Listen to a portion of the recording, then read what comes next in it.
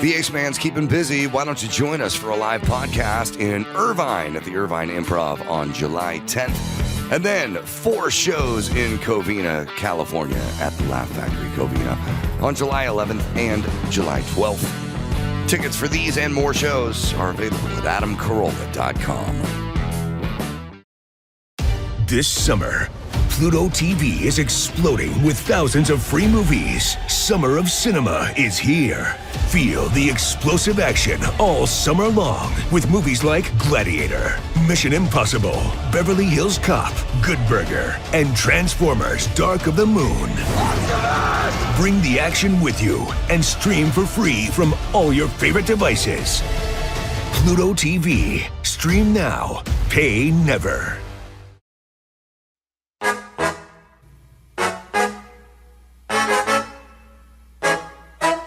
From Carolla One Studios in Glendale, California, this is the Adam Carolla Show. Today, we'll recap the weekend news with Jason Mayhem Miller. And now, not sure if California's leaders are feckless or they just don't give a feck. Adam Carolla. Yeah, get it on. Got to get on the judge again. Remember to get it on. Thanks for tuning in. Thanks for telling a friend. We love that about you. All right. By the way, Irvine this Thursday almost sold out at the Irvine Improv. Jay Moore's going to be on stage with me doing a live podcast there. Fun show. And then Covina, Laugh Factory, 2 shows Friday, 2 shows Saturday. So come on out if you're in the neighborhood. Say hi. The live shows, live pod in Irvine, and then stand-up shows in Covina. Now, stuff to talk about. After all the years I've been on this planet and all the tools, and I got tools, man. I got maybe more tools than 90. It's not 99%. It's 99.99%. Like I'm the only guy I know. I got 4 or 5 routers. I mean, I don't run a cabinet shop for business, but I mean, I got lots of nail guns, lots of routers, lots of stuff. Never owned a pressure washer. Never owned a pressure washer. Oh, it's the best. It's the best. It is. The pressure washer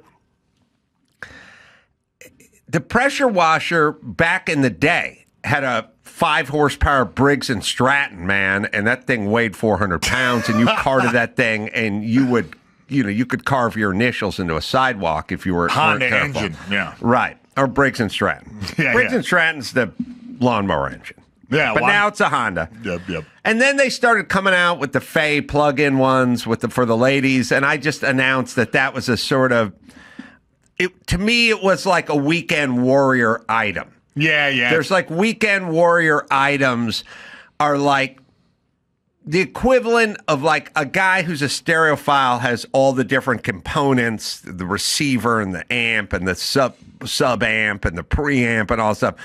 My dad had a stereo that was AM, FM, tuner, turntable, and 8-track player in one unit the size of a bread box, So it was a Radio Shack. Like that meant it was junk, you know what I mean? And so I just sort of deemed the pressure washer is for the ladies on the weekends. Yeah, to do a douche. We get it. Yeah. So, and I'd use the power sprayer on the hose and spray the car off and stuff. But anyway, it was time to go clean up Malibu. Malibu is everything in front is burnt, everything behind is burnt. There was like ash inside my condo. Like it was just shit everywhere. And the outside was just covered. It's kind of interesting, but stucco finished with a sponge trowel. So every piece of stucco in Los Angeles is the same. It's literally, I want to work this bit out, but whoever invented stucco with the sponge finish hates kids because it was just to remove skin from elbows and knuckles. Like how many fucking apartment buildings I lived in, or as a kid, a bike, trying to go through the 2 apartment buildings, your elbow catches, like literally just 40 grade sandpaper just there to remove skin from children and fuck up poor people, because every apartment I lived in had that long staircase with the stucco wall on both sides. You're trying to get the end table up the thing. That guy's got the other side of the ottoman. At some point that you're turning the corner, fucking knuckles. Leaving DNA evidence everywhere. Just blood everywhere. There's nothing, you couldn't walk past it without scraping yourself on it. My entire world, my entire childhood, my adult life has just been stucco. Finish it's like a rough sponge is how they finish it, and it sucks the water out and leaves that rocky aggregate. Anyway, so if there's a fire, if there is soot or fire or debris, whatever in the air, and it hits that stucco, it just clings. Yeah, it's like that fucking pressure washer will take the paint off a Mercedes.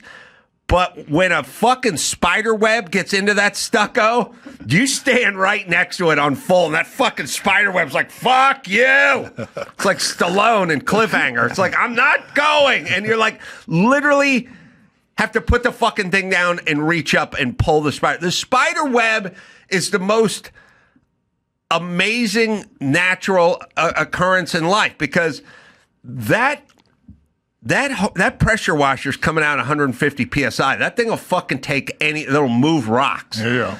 But when you hit that spider web that's just up at like 10 feet on the side, all it does is flop around. It won't let go. Puts in there deeper somehow. Yes. Yeah. Fuses it with the stucco. I get it. So, and the stucco just grabs all the soot and all the debris and all the dirt and all the dust. And it was 100-mile-an-hour winds mixed with everything on fire, mixed with dust of construction. Now there's cleanup. There's excavators and hose and pickup, big dump trucks going up and down.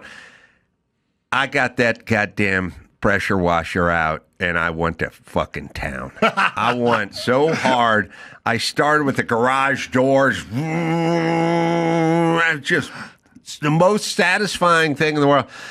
Ended up in the back on a 20-foot extension ladder. I was like, by the way, this is how old guys get paralyzed. Trying to get the fucking spider web off the window that's grabbed, and I'm leaning, and I'm just spraying it. Shit's all rain, soaking wet, sneaker squishing.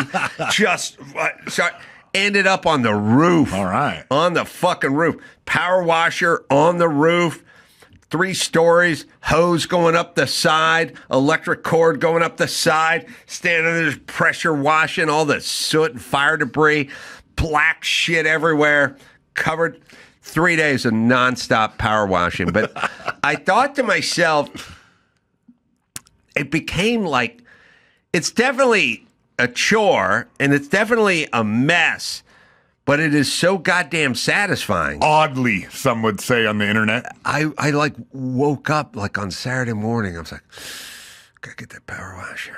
Gotta get back going. Gotta hit the back. Some guy power washed before us, and I was like, fucking call this power washing. The shit was a fucking mess aside. I mean, it was all what you could picture from historic Malibu fires 6 months later, never been touched. Just black soot, shit. Also, cleaning shit over my head, like overhangs and stuff. Shit's just dripping down on me. I'm like a power washing Viking. I'm going nuts. And then I thought, I like to judge societies, and I told you can judge your childhood by what kind of sandwich mom you had. You have a good sandwich mom. You could have Dr. Drew's sandwich mom as a shit sandwich mom. You could have no sandwich mom like mine. You have Andrew's mom, good sandwich mom, good childhood. I don't need to know anything more. If you had a good sandwich mom, you had a good childhood.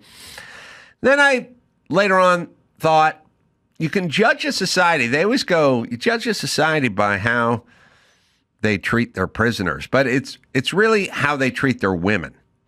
Because women are... You can always beat them up. you got 50 pounds on them. It's not like you're not going to win. If you don't want to, you will win if you want to throw down. So there are societies, you picture Middle Eastern societies, where they fucking treat their women horribly. There's cultures and societies where they treat their women horribly. Here, we basically let our women kick our ass and then claim to be in some sort of underclass. I don't even know. They got the greatest fucking publicists in the world. Men commit suicide like 5 times the level. Women outnumber men on college campuses.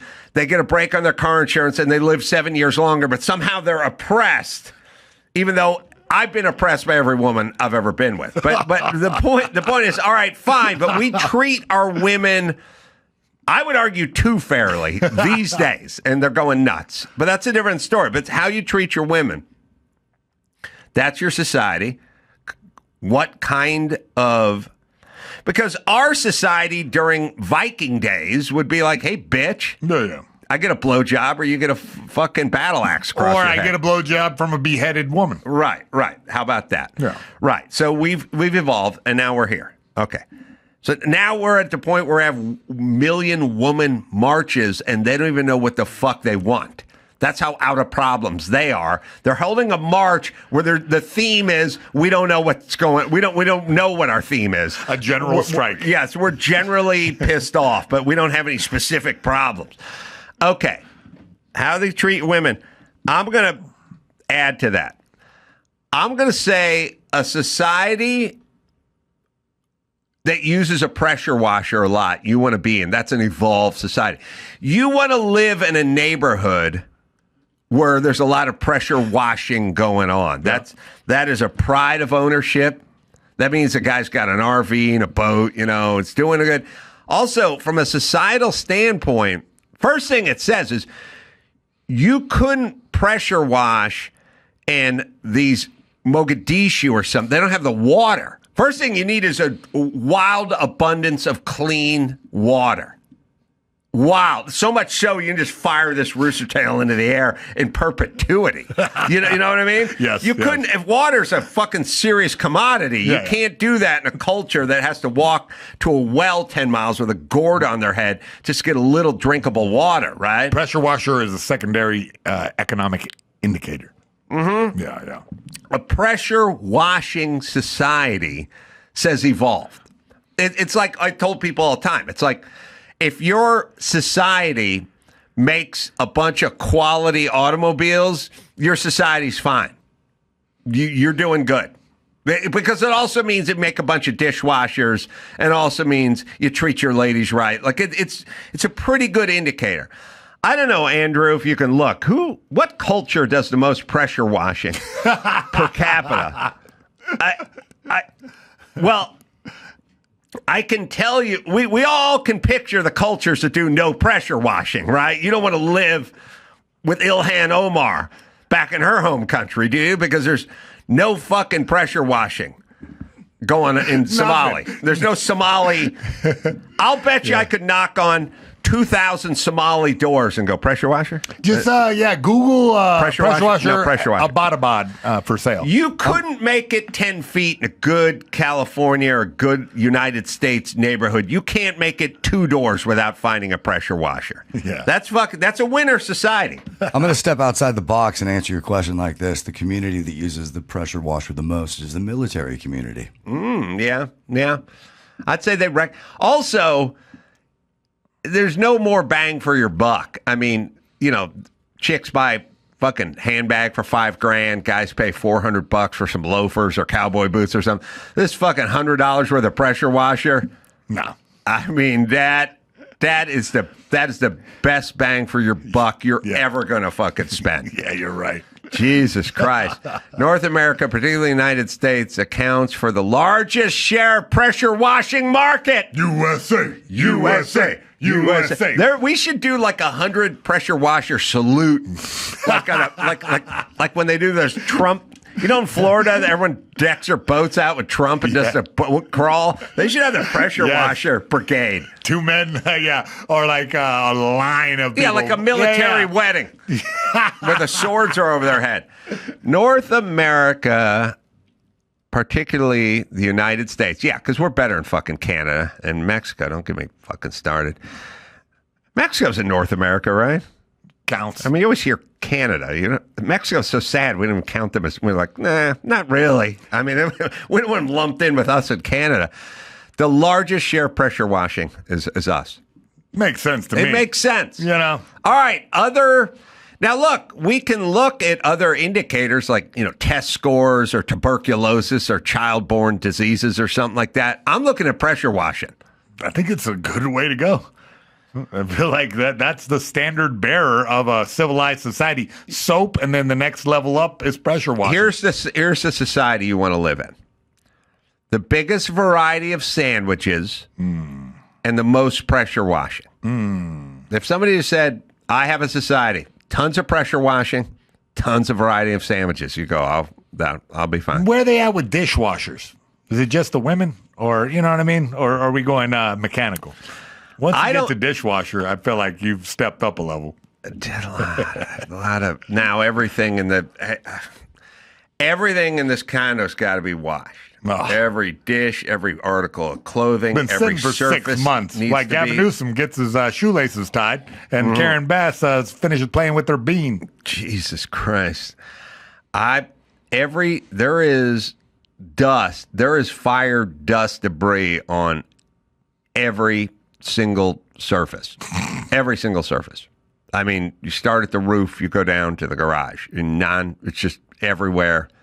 And everything's wiped, everything's cleaned, everything. It's kind of nuts. I mean, but yeah, I'm asking. I mean, that's the remains of your neighbor's house on your house. It's like, isn't there everything around you gone? I'm just trying to paint the picture for the new listener. There's a new fire vlog up now, by the way, if you guys want to go check that out at amcarolla.com. Every single structure in front is gone, including restaurants and everything else. Every single thing, every other thing on the hill that I'm on is gone, but not everything, but every other thing.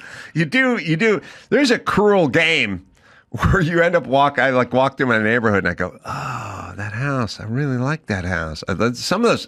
Many of the houses I have toured, they were for sale one time or another. I just come walking in. One place looked Japanese. You just put it this way. You can tell if a guy's good at jiu-jitsu in 15 seconds, and I'll tell you if a house is done right as soon as I walk in. I can see everything. And I go, oh, this house is so good. Down to the ground. But the problem is there's some shitty houses that made it, and it's a weird negative thought.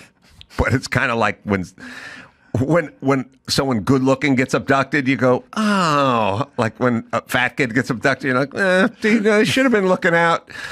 They shouldn't have never gotten a van. But it's like the good-looking, when the good house burns to the ground and then the piece of shit across the street's still around, I'm like, yeah, I'd like them both to be around, but if I had a magic wand and I could pick one. But, everything in front's gone. Everything. Which is weird because you walk on the beach and it's a completely different landscape. It's like you used to just look at rows of houses.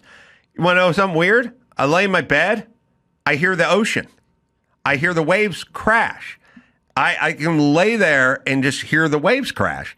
You couldn't hear the waves crash in the past because there was a row of 2-story buildings that basically act as, you could kind of put a glass to the wall and kind of hear it a little bit, but it's now audible. Mm-hmm. All right, so zero building. And by the way, I know there's no building because Monday morning, I woke up. I know the schedule for construction. I did not see one truck, one load of lumber, one crew. There's one backup beeper. Not one backup beeper. Yeah, it was really kind of crazy. We're looking at it now, but there's nothing on that beach, and I have no idea if it's coming anytime soon. I'll tell you another thing that's funny, though. People When I say people, I mean Mexicans, are literally pulling their cars through people's old driveways. And I had a sheriff guy come up to me the other day. I was just walking on the beach, and he's like, "Hey, man, can I use the bathroom at the beach club?" And I go, I think it's locked. And he goes, "Oh, this guy and this old lady and his dog, where people's houses used to be, there's no house. There's beach. And there's a driveway that goes nowhere. And this guy pulls his car into these people's driveway. This is private property, right? So everyone is just pulling onto the property. But it's not good enough for this guy. He's got to drive onto the sand. Onto the sand where the guy's living room used to be. Because it was above it. And the guy pulls out and gets his car stuck. And the fucking highway patrol's got to hire a tow truck and get him towed out. But my point is you're pulling your car onto someone's land. I mean, first off, just park on the fucking side of the street and then go have a picnic on that person's land. But you pulled your car in and went onto the sand. Like, it wasn't good enough. People are just fucking having picnics on people's old patios and driveways that are at the beach because there's no house there anymore, and the owner's in Brentwood or Montana or something. We've seen so many Subaru commercials that we figured that's the way to do it. That's the way to do it. I'm thinking about going up there today. I gotta tell you, man, it is surreal. All right, so the pressure washer was good. I saw that Jurassic Park movie. Yeah. Not very good. All right. Getting excited about it. Had a couple of dumb scenes. Just wasn't that good. Yeah. Yeah, they did that thing. They did a couple. It's just, look. Okay, listen to me. Listen. I am. I don't want to. Spoiler alert. But they had a couple of nonsensical scenes in there.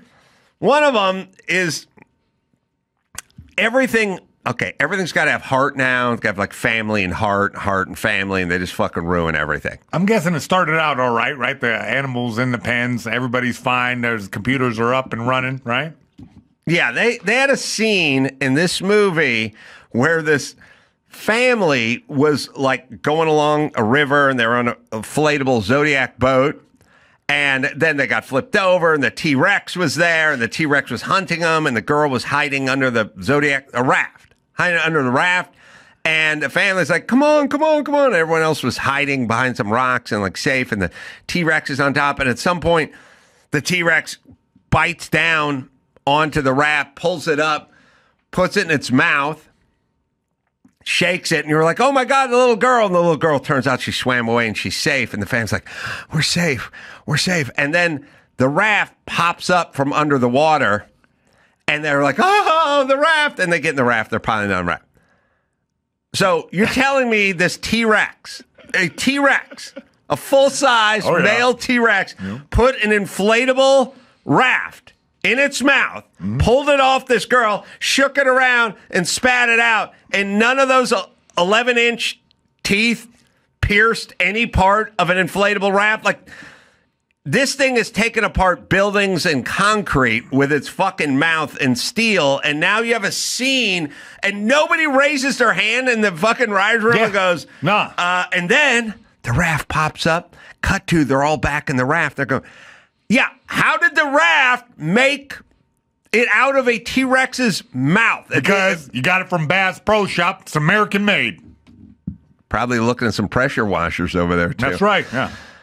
They did that fucking stupid scene. They did another stupid scene. There's scenes in movies where they're dumb because only if you were watching the movie would you be aware of any of this. Face Off. All right. One of the greatest Nick Cage movies ever. Yep. Oh, my God. I mean, arguably the best John Travolta movie as well. Who? I don't know. God damn, I watched that Ghost Rider like 3 times this weekend. I love how unhinged that guy gets. Okay. The thing about Face Off, it had a scene there's movies where it's like the character in the movie is not watching the movie, they're in the movie. But at some point in the middle of the movie, when he goes to prison, Nick Cage, but it's really John Travolta with Nick Cage's head on him, to go talk to Nick Cage's brother to try to get information out of him. He's like, hey, brother. And his brother's like, yeah. Now, all Nick Cage's brother, who's in the movie, would know if he wasn't watching the movie. He's just in the movie. All he knows is fucking brother came over, is in prison, and is asking a couple questions. Why is he suspicious? That's. Do you know what I'm saying? And so in the movie, he's like, give me mom's recipe for potato salad. And it's like, well, why does he know? Because he's bad movies. There's somebody watching people in the movies are watching the movies. Because you got a sister, you got a brother. Yeah, I got a sister. My sister Lauren comes over. I'm never like, not so fast. Like, it's my sister. Why do I think she switched heads with somebody? Maybe. Why would I be suspicious that she switched heads with somebody? Faces. It's a movie. It means the people in the movie are watching the movie. I always thought that was a plot hole for sure. Yeah, there was a weird vibe. This movie, they're in the boat and the big, T-Rex. No, sorry, the big Aqua Jaws, knocks the thing and, and there's like this snotty ass little 13-year-old girl in this movie. I just fucking want her to get eaten by a dinosaur. And she the thing turns and she slides off and she's hanging on the edge of the railing of the boat and she's looking at the bad guy who we don't know is a bad guy yet. And she's like, help me up. And the guy's looking at her because he didn't want her radioing in, and she was a pain in the ass, and she was going to fuck him up or whatever. So, and he's looking at her, and she's like, "Come on, help!" And he's like, "I don't know if I want to help this person. It's going to fuck me up." And then she lets go and falls in the ocean, and then she drifts away, and we don't. That's a separate story. All right. But then at some point, the bad guy is with Scarlett Johansson, who's the star, and they're walking, and Scarlett Johansson, the ship got wrecked, and they're on the island, walking around. She's like, "What happened to Lucille?" And she's like, the guy's like, the boat turned all sideways, and she just slid off the railings. And she's like, "You couldn't help her?" She's like, "No, she slid off the thing. You didn't just let her drop?" It's like, hey, bitch, how do you know the story? The fucking thing got hit by an aqua shark and the whole boat tipped over and she went to the drink. And you don't even know this guy's bad at this point. So why are you questioning about something that happened that you weren't there for? You weren't there for that scene. I was there. I saw, but you don't know. Your character in the story doesn't know he's bad. And by the way, the boat capsized. I think it's fair to say she fell in. It was every fucking man for themselves. What do you mean? It's a random question to ask somebody. You couldn't have helped them? No, I was passed out or conked out or I fell off the other side of the boat or whatever. I was concussed. Or she just flew off into the ocean. What do you mean? How do you know she was hanging on, Scarlett Johansson, and he didn't help? So she's so suspicious. Okay, I'm going to check. When we see her, I'm going to ask, why... You don't know what his character's up to yet, and you never saw this scene. But just like Face Off, in bad movies, the characters see the movie. They see the parts they're not in, is what I'm saying. I love that every movie you watch, you're trying to help the villain out, trying to push his goals forward. Yes. I like to help the villains. Oh, yeah. So you're getting two thumbs up? It's just lazy writing. It was just dumb. Maybe they stick that in there late. You know what I mean? Maybe the audience is not going to get. You are pressure washing all day. I mean, up and down ladders, moving shit, just on my feet, just dragging cords and hoses and everything. I realize that you come in and out of the house a lot, and you got to fire up the TV. You got to have something on. Well, I did watch Ghost Rider, but it's only because of the field goal to field goal 300 feet thing that I always fucking scream about. It made me mad because in the movie, everyone said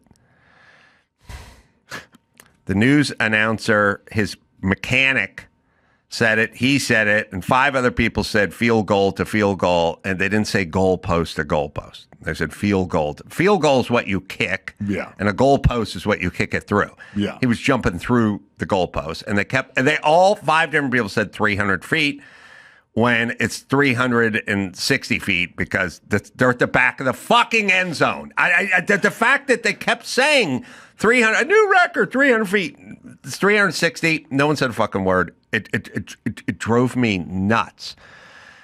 It drove me nuts. I started counting all the different characters that were saying it. Like his stunt coordinator's like, look, you're trying to set a new record, field goal to field goal, 300 feet. It's like, it's goalpost to goalpost, and it's not 1971. They move them to the back of the end zone. That's where ramps are. It drove me nuts. It drove me nuts. But I decided that the best thing to do was to put on MTV, had like the 80s hour or whatever, and you just put on MTV, turn the sound all the way down, and they just play 80s videos. And every time you walk in, you're in the middle of another 80s video. Cool. You know, it's weird. Another observation for that. There are like 3 George Michael videos came up. If you just watch the video, you go, that guy was a serious pussy hound. God, that guy liked fucking pussy. Nobody fucking liked pussy like this George Michael guy. Always had hot models. Always had his BSA bomber jacket. Again, if you just watch George Michael videos, you'd be like, nobody liked pussy more than George Michael. I guess it would be nice. I mean, also, Andrew, did he get busted in a Santa Monica bathroom, like trying to blow a rando? Yeah. Undercover cop? Oh, what? Yeah, That's entrapment. Yeah. At the end of one of his videos, he's wearing a shirt that says, like, choose monogamy or a try monogamy or something like that on his shirt. I'm like, that's a little preachy from the guy trying to blow dudes in a bathroom at a park. That's the opposite of monogamy, George. Yeah, that wasn't a wham. It was George. It wasn't choose life. He literally said, oh, experiment with monogamy or something. It was like being ironic, like having a threesome. But all this guy did was fucking every single thing was a hot chick like licking his ear and him whispering to them. Like, it was hot pussy everywhere. And then a shirt that said, I want your sex, right? In the can at a bathroom stall in Santa Monica. He's pretty preachy about monogamy and hot chicks, and it was none of the above for George. I think he was an early troll. I think the whole deal was he knows what sells, and he was selling it to America. Meanwhile, you know what I mean? Getting a little rest stop area action.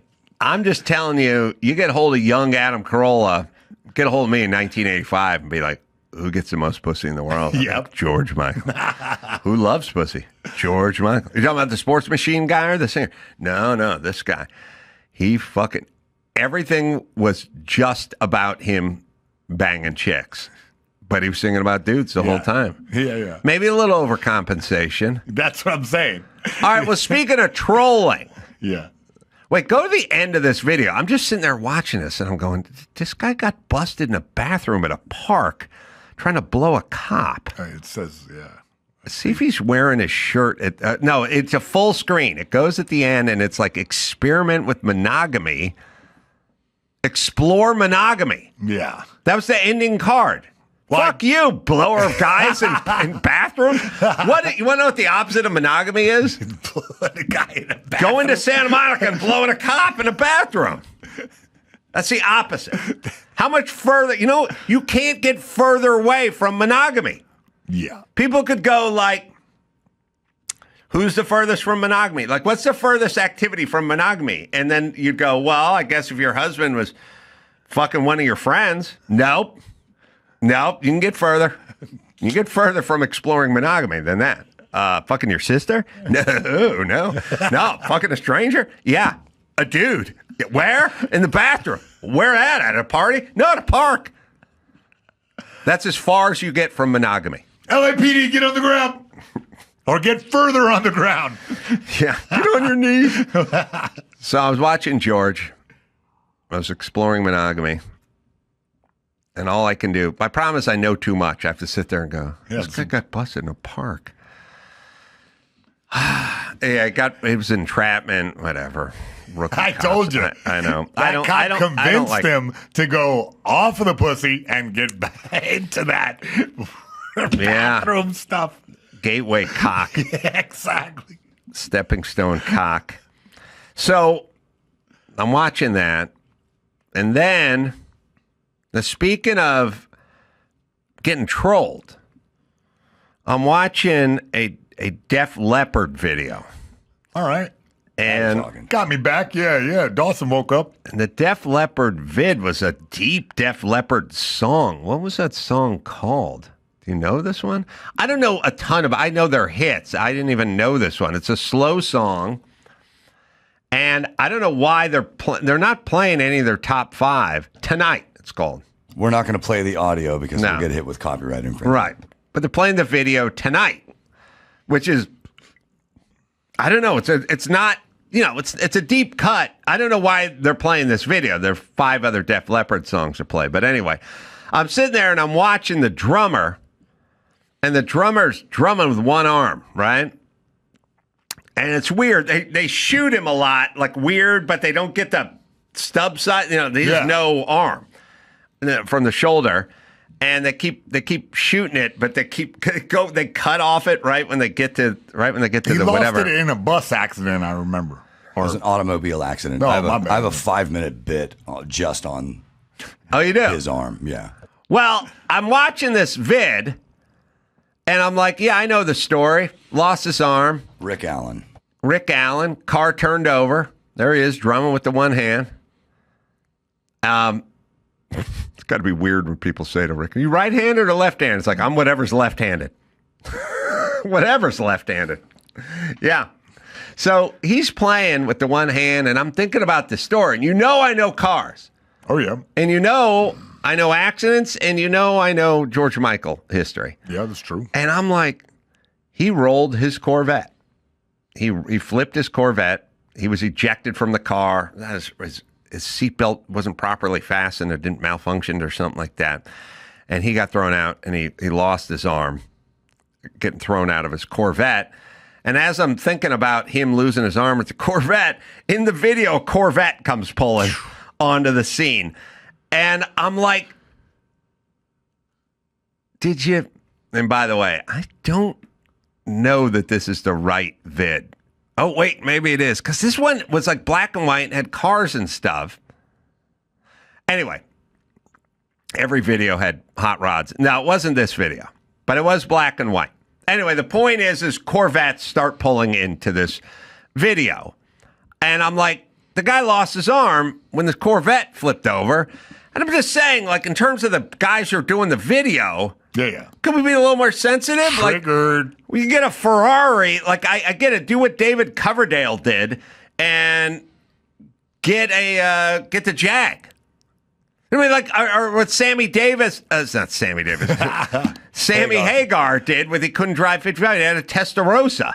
You know what I mean? Like, it isn't this video. It's another video. It's another Def Leppard video that features cars that's black and white. But they're on stage, Andrew, in this one. The whole point is did they do... All right, is it just some gay set designer who went, we'll just use a cool car, and someone showed up with a Corvette? Did anyone raise their hand, like in Ghost Rider, and go, it's not 300 feet? And this guy lost a fucking arm with a Corvette. So could we just pick another car for our video post him losing his thing? Because he's going to go home. He's got kids and a wife. And they're going to turn on MTV. And they're going to see this video. And then they're going to see a Corvette. And everyone's going to think about that day the Corvette flipped over and his arm was lost. Well, I'm sure he tried to raise his hand, but... I'm saying they shot the band on stage. And they kept splicing in this other B-roll of cool cars driving around and hot chicks. So their band probably didn't even know what was going on. The B-roll was a different day. They weren't even there for that. They weren't there that day. Yeah. Is there not a person involved with this production that could just go, we should use another car other than a Corvette for this particular video since he just got his arm lopped off? Because can we do that? Or did the band know and we're fucking trolling him? Could be. Were they fucking with him? You know, when I talked to Kenny Rogers, and I was like, coward of the county. He's like, yep.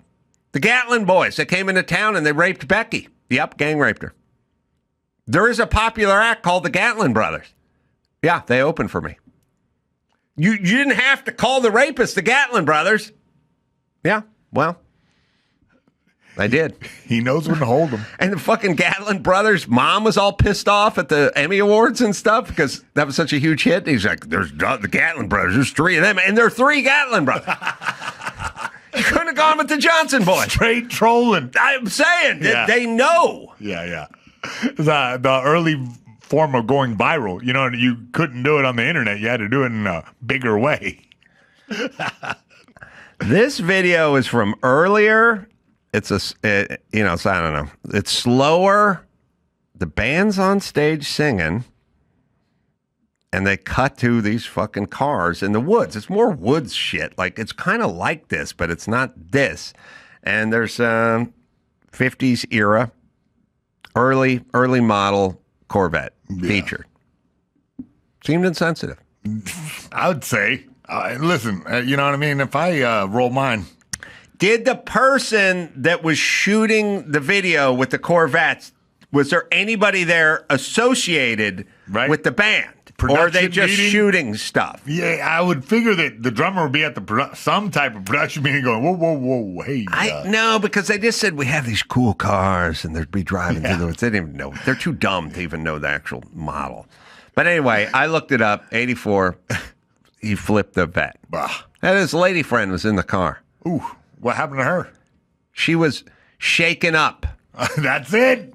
Yeah, he got ejected. All right. Yes, this is it. The first shot, the opening shot, let me see. Is it there's a T-bird in this one as well, and an old vet. I had to watch it. That's an old vet. All right, that's a vet. That's a start. Lights up Corvette, then off the guy with his arm missing because of the Corvette. Like, what if he lost his arm in a wood chipper? Would they feature a wood chipper in the next video?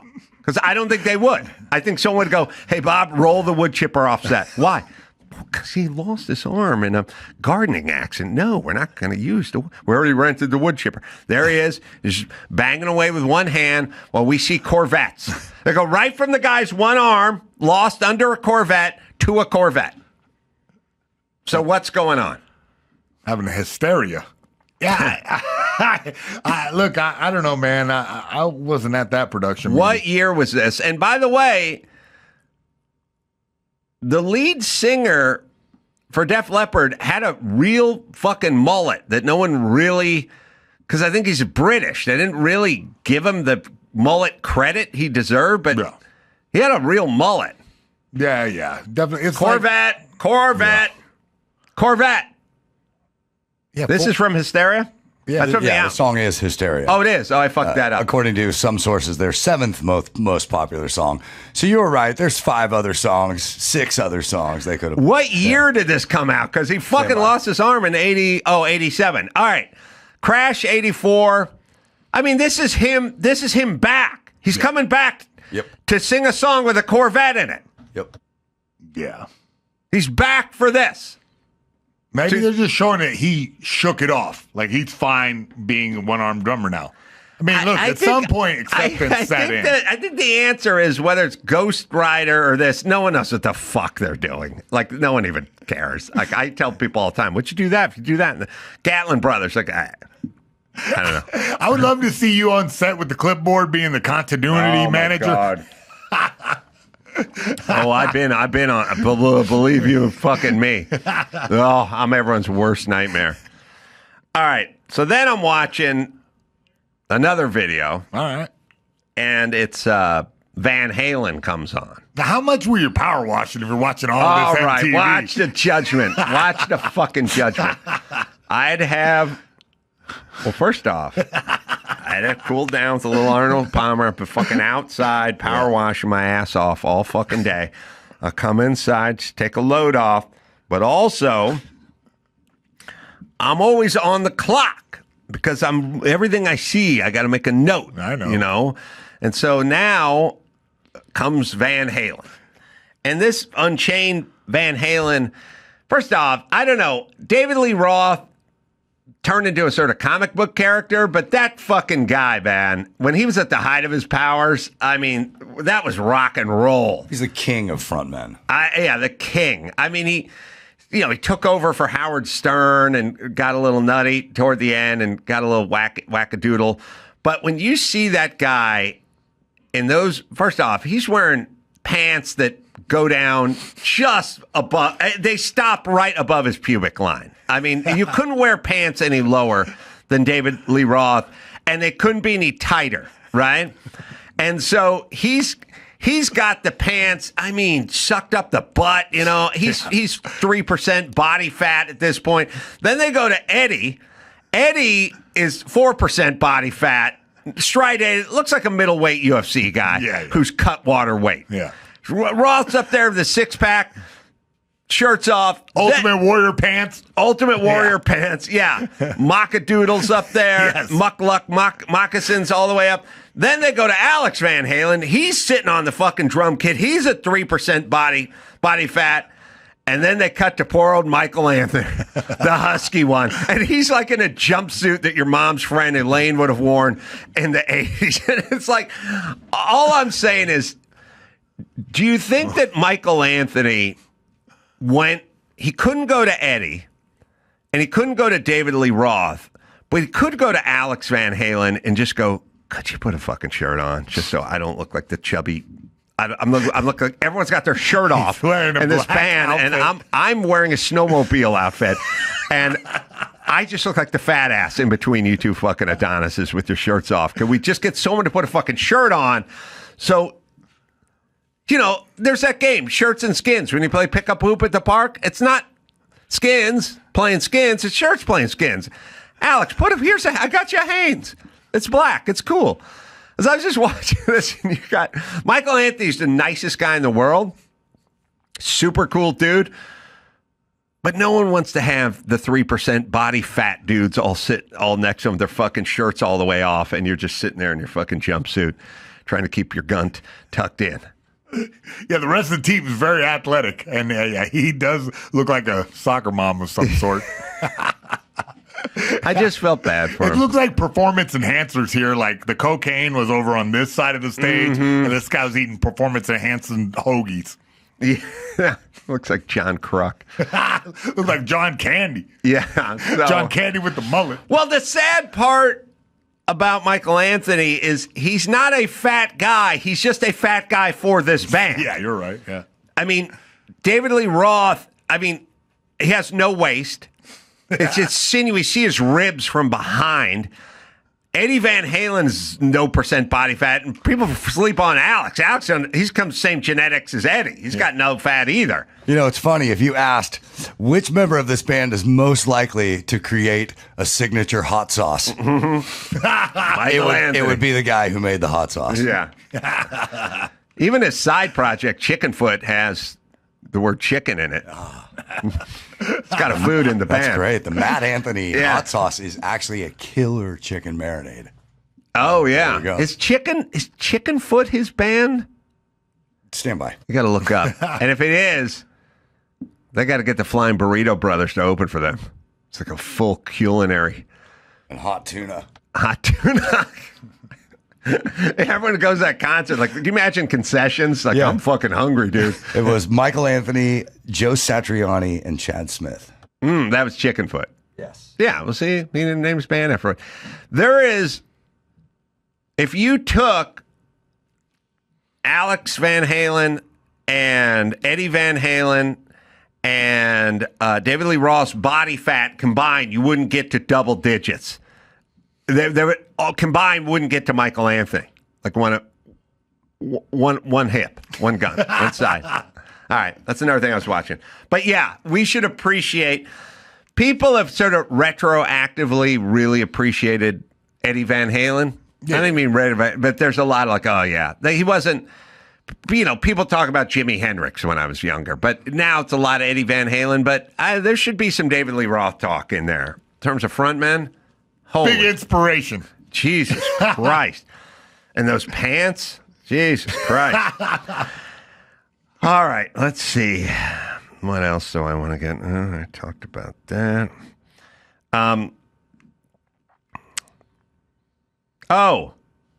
There's a clip I want to show you.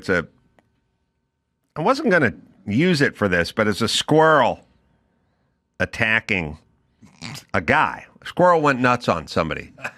And this is my argument for my attack crows, which is if a squirrel jumps on your head and goes nuts, you're 200 pounds. That squirrel's 14 ounces, but guess who's fucking winning that fight? I mean, you're not doing anything other than running and screaming and trying to get away. Yeah. That's all you do is try to get away. Well, small animals live like on a different dimension. They're like so much faster than you that there's nothing you can do pretty much. The squirrel jumped on this. Yeah. Squirrel just ran across this thing. A guy's out on a porch. I think he's on his phone, which is good. It's like Squirrel and the Dog. Yeah, he didn't take this squirrel seriously until right at this moment. He jumped. Squirrel jumped on his head. I'm saying, he literally can't get the squirrel. The squirrel just fucking. All right, I'm sorry. There ain't no fighting with ice with a squirrel on your head. And there's no more fucking punching a cop's horse with a squirrel on your fucking head. Now the squirrel goes after the dog. Basset hound. Listen to me. I don't want this squirrel euthanized. I want its DNA. Yeah. I want to know. I want to sign him to a 3-year contract. I'm saying this is my tack crow theory. Crow doing that, and you run. All you do, it's a 225-pound guy. All he's doing is running and screaming and freaking out. The dog doesn't know what to do. That squirrel, 12 ounces of that squirrel fucked this guy's 230 pounds up. About ruined his day. You got to go get a rabies check. Right. Then the fucking thing went after the basset hound. Yeah, it's pretty awesome. The guy wants to kick the squirrel, but he's going to kick the dog because he can't. Shoot the daggone thing, she says. He threw the squirrel off the porch, and the squirrel came back to go after the dog. Yeah. The speed with which he makes it up to the top of this guy's head is so unbelievable. And the head banging motion that he does to get free of it is great. Let me tell you something with my attack crows. They threw the crow off the porch, and the crow came back. No, squirrel. The squirrel to come back to attack the dog. Yeah. Okay, now listen. Here's what I'm saying. You can stop the video. We don't need a squirrel for every protester. We just need the promise of a squirrel for every protester. An outside chance that you're going to get a squirrel dropped on your head will fuck up 50 people. They'll all leave. And that's where the attack crows come in. Yeah, I'm telling you, once they get this drone operation worked out, it's going to be over with. Any kind of, I think that there'll be robots patrolling everywhere all the time, and they will jump up on your head in a moment's notice. They're going to use my attack crows to go after drones, just like they use hawks at the airport. Yeah, I see. Because a hawk will fuck up a drone. Not going to outfly a hawk. No. And we just teach the hawk to fuck the drone up. That's what we're already doing. It's there. I'm telling you, we must unleash the birds. Use them. I agree. The drone thing is the scariest part because you can take the president, you can put out there, put Secret Service guys, put guys on the roof of the building, put the glass partition in front of him, but the fucking drone just drop a bomb on his head. The drone is what's going to future. We need a hawk brigade to get rid of the drones, and we need to attack crows to get rid of the fucking unruly crowd. Yeah. And that'll work. Maybe bring out the pigeons at halftime, Yeah, let them go at it. All right, you got news? I do. We'll do that right after this.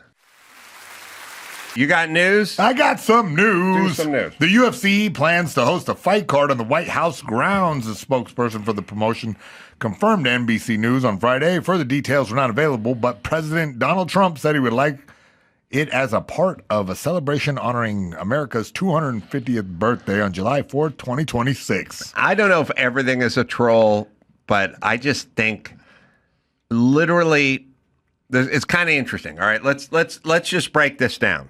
Yeah. I sit around sometimes and I think to myself, does Gavin Newsom or Mayor of Los Angeles Karen Bass even exist? Or am I living in some dimension where these two were literally created just to piss me off? Yeah. Like literally, I'll speak for Dawson here. Karen Bass and Gavin Newsom were like created in a lab to do shit to aggravate me. They do none of the stuff I want and everything I don't want and never talk about. We have a mayor of Los Angeles. Her city burnt to the ground 6 months ago, and every tweet is about justice for illegals. You're a builder, they're destroyers. Right. And so sometimes I sit around and I go, do they even exist or just a part of a sort of ongoing nightmare scenario? Well, I'll say this. Trump, if my mom was alive, all Trump is doing is every single thing that would piss off Chris Carolla. That's all it is. Every single thing he does would piss my mom off. And all it does is piss off it's like Trump is then every single thing he does pisses off Karen Bass and Gavin Newsom. So they got their avatar out there too. So I don't even know if Trump wants the UFC on the lawn of the White House. He just sits around and goes, what would piss off, if Adam's mom was still alive, what would fucking make her the maddest? And it's this. And I fucking love it. It's an elaborate Truman Show troll. Yes, yeah. I love it. And why the fuck not? I don't care. Well, Johnny Jones is knocking himself out of retirement 13 days after retiring. He wants to fight at the White House. Conor McGregor, same thing. They're like coming up, starting the training camp right now to get. Really? Even Andrew Tate said he'll fight. Really? Who's he going to fight? I don't know. He will get smashed, though. He should fight. Oh, God. What's that wrestler's name who went to the UFC and didn't seem to have much luck? CM Punk, yeah. We'll play Andrew CM Tate Punk. should fight CM Punk. I agree. They're about the same. They'd be about the same 185 or whatever, right? Yeah. I'll cut weight for that. Yeah, you could cut weight. Yeah, CM Punk. And I don't know if Andrew Tate was ever any good or what he did. He was a decent kickboxer. Now he's like beating up the introductory class guys, it looks like. Like he'll have some sparring with dudes who don't know how to fight and beat the hell out of them. Yeah, I don't know. It's weird because Andrew Tate's name always gets brought up, but I really don't know anything about the guy. He's weird, you know what I mean? He got real popular online and kind of spoke some dumbness to the kids out there. It was really interesting. Yeah, so he's not going to prison or anything, right? I think somehow he got out of that. Yeah, I think he had a Romanian case above his head for a good long time. I don't know. It's still ongoing, I thought, but he's over here in America just living it up.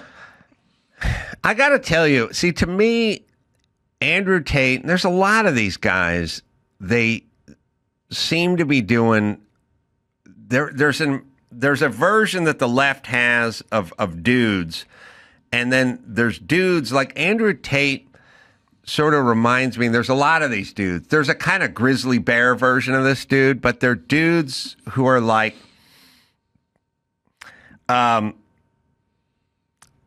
Pamela Anderson. Pam Anderson was a female impersonator. Yeah. And Drew would tell me, and I was like, that's the only smart thing you've ever said, Drew, where you go, she's a female who's essentially impersonating a female. Or she was. Now she's gone hard the other way. They always do.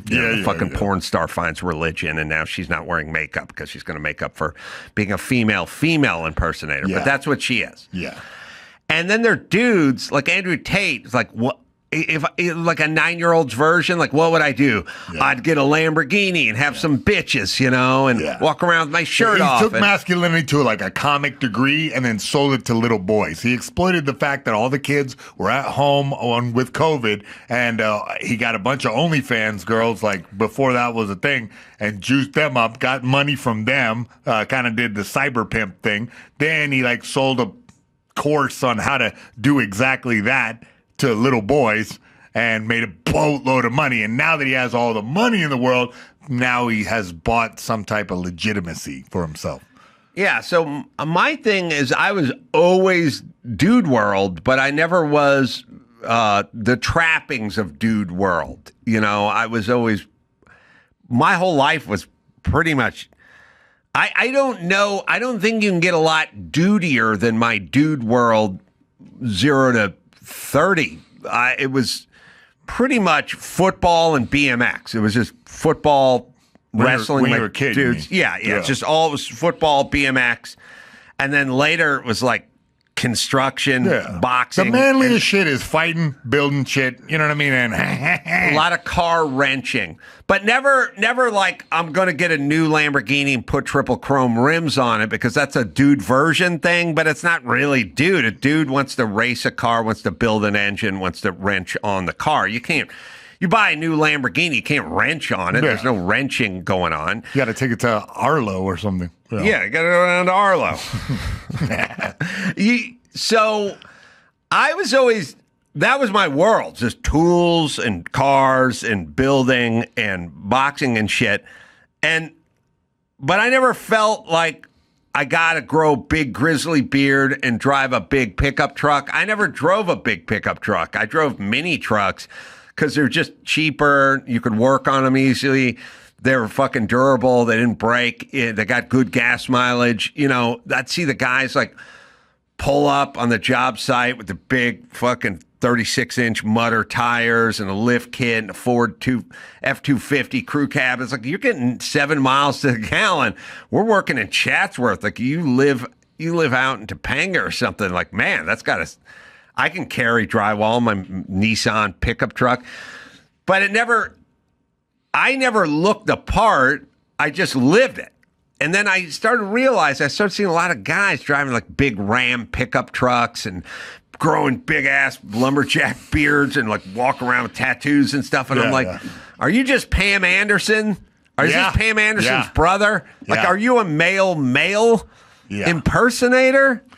And I think a lot of that's going on. Yeah, no, I mean, look, it's been like it's science fiction almost. Like it's like twink sort of dudes can now steroid themselves up into giant monsters. So they're like alpha males, but they started out as not very manly at all.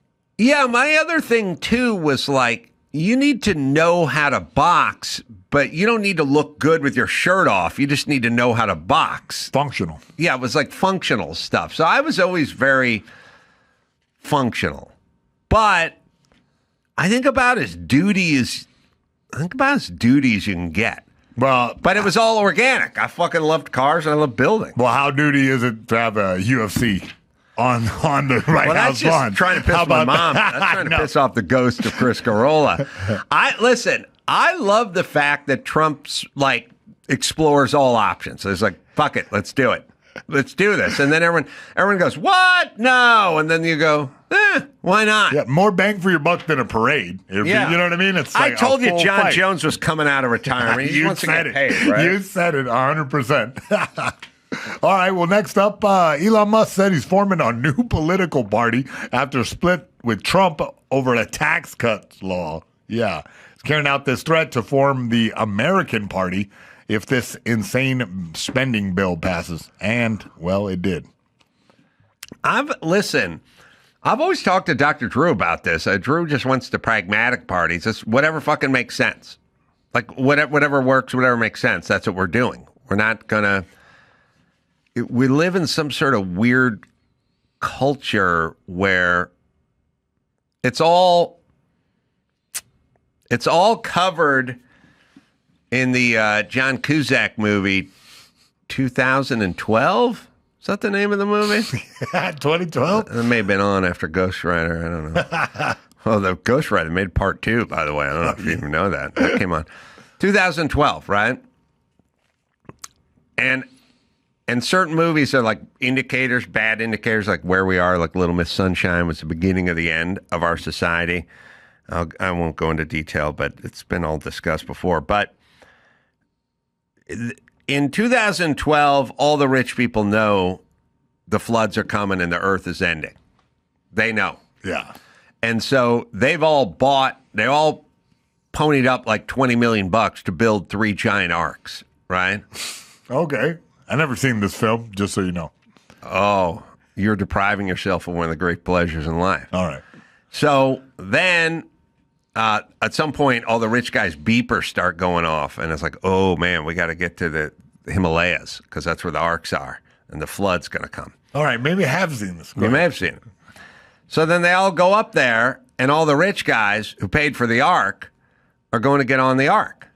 Because 10 years ago, they all ponied up $25 million to build this ark, and now them and their fat kids want to get on the ark. But then there's a big stirring moment where like Cusack and the other people are like, because all the poor people want to get on the ark too. And they're like, and what about you? You're better because you're rich, and this guy's a garbage man, or this guy's a janitor, and he doesn't deserve to live, and whatever. And it's like, yeah, bitch, they didn't pay for the ark. Okay, first things first. There's no ark. If the rich guys don't pony up $20 million each, 10 years ago, zero ark. Arks ain't cheap. They built the ark. So the ark exists because these guys paid for it, number one. Number two, not enough food and provisions and room on the ark for all the fucking poor people to get on the ark. So yeah, bitch, some people aren't getting on the ark, and guess who is getting on the ark? The people who paid for the ark. Sorry. And then we live in some sort of weird society. It's like, everyone deserves a place on the... Yeah, I know. Homeless people need to be treated with dignity, but they just OD'd on fentanyl. So what's the plan? I'm tired of all the fucking talk. I want to know what the fucking plan is. But if one person dies, that's one too many. Yeah, 5 people died. You give me that sanctimonious speech. 5 people is OD'd. Now what's the fucking plan, bitch? Because we ain't getting on the ark. A lot of dumb fucking poor people ain't getting on the ark. Now, what's the plan? Yeah. So we need a pragmatic plan for stuff. All right. That's it. So how does this relate to Elon Musk? Elon's going to make a bunch of decisions that piss off a lot of fucking people, but tough shit. Yeah. Not everyone gets on the ark. Oh, okay. That's it. You can't it's like, they're going to cut people off of Medicaid. Yeah. If you can work and you shouldn't be on Medicaid, then you fucking get a job. Because there's not enough room for everyone. That's what I'm saying. What do you think about him starting his own party? I'm going to start a party called Off the Ark. It's going to be a cartoon of me shoving a poor person into the ocean. Oh, no, kicking them on, doing that chest, sternum foot push. This thing. Is Sparta? Yeah, that move. Yeah. Listen, I will let Elon do whatever he wants because he's smarter than all these fucking people. And I don't know why you guys think having dumb yentas just make horrible decisions. Do you really want Nithya Raman blaming Toyota for the... I would like there to not be catalytic converters stolen. Okay, let's come up with a plan. Blaming Toyota, not the plan. Bitch, off the ark. You don't do anything. You don't paddle, you don't build arcs. Yes, I will let Elon. I will let the most pragmatic, smartest guy in the world. I don't know what everyone's fucking beef is. Who are you comparing to him? Like, do you know how many dumbos are in Congress? Do you know how many fucking shrill dumb bitches are just fucking talking about nothing?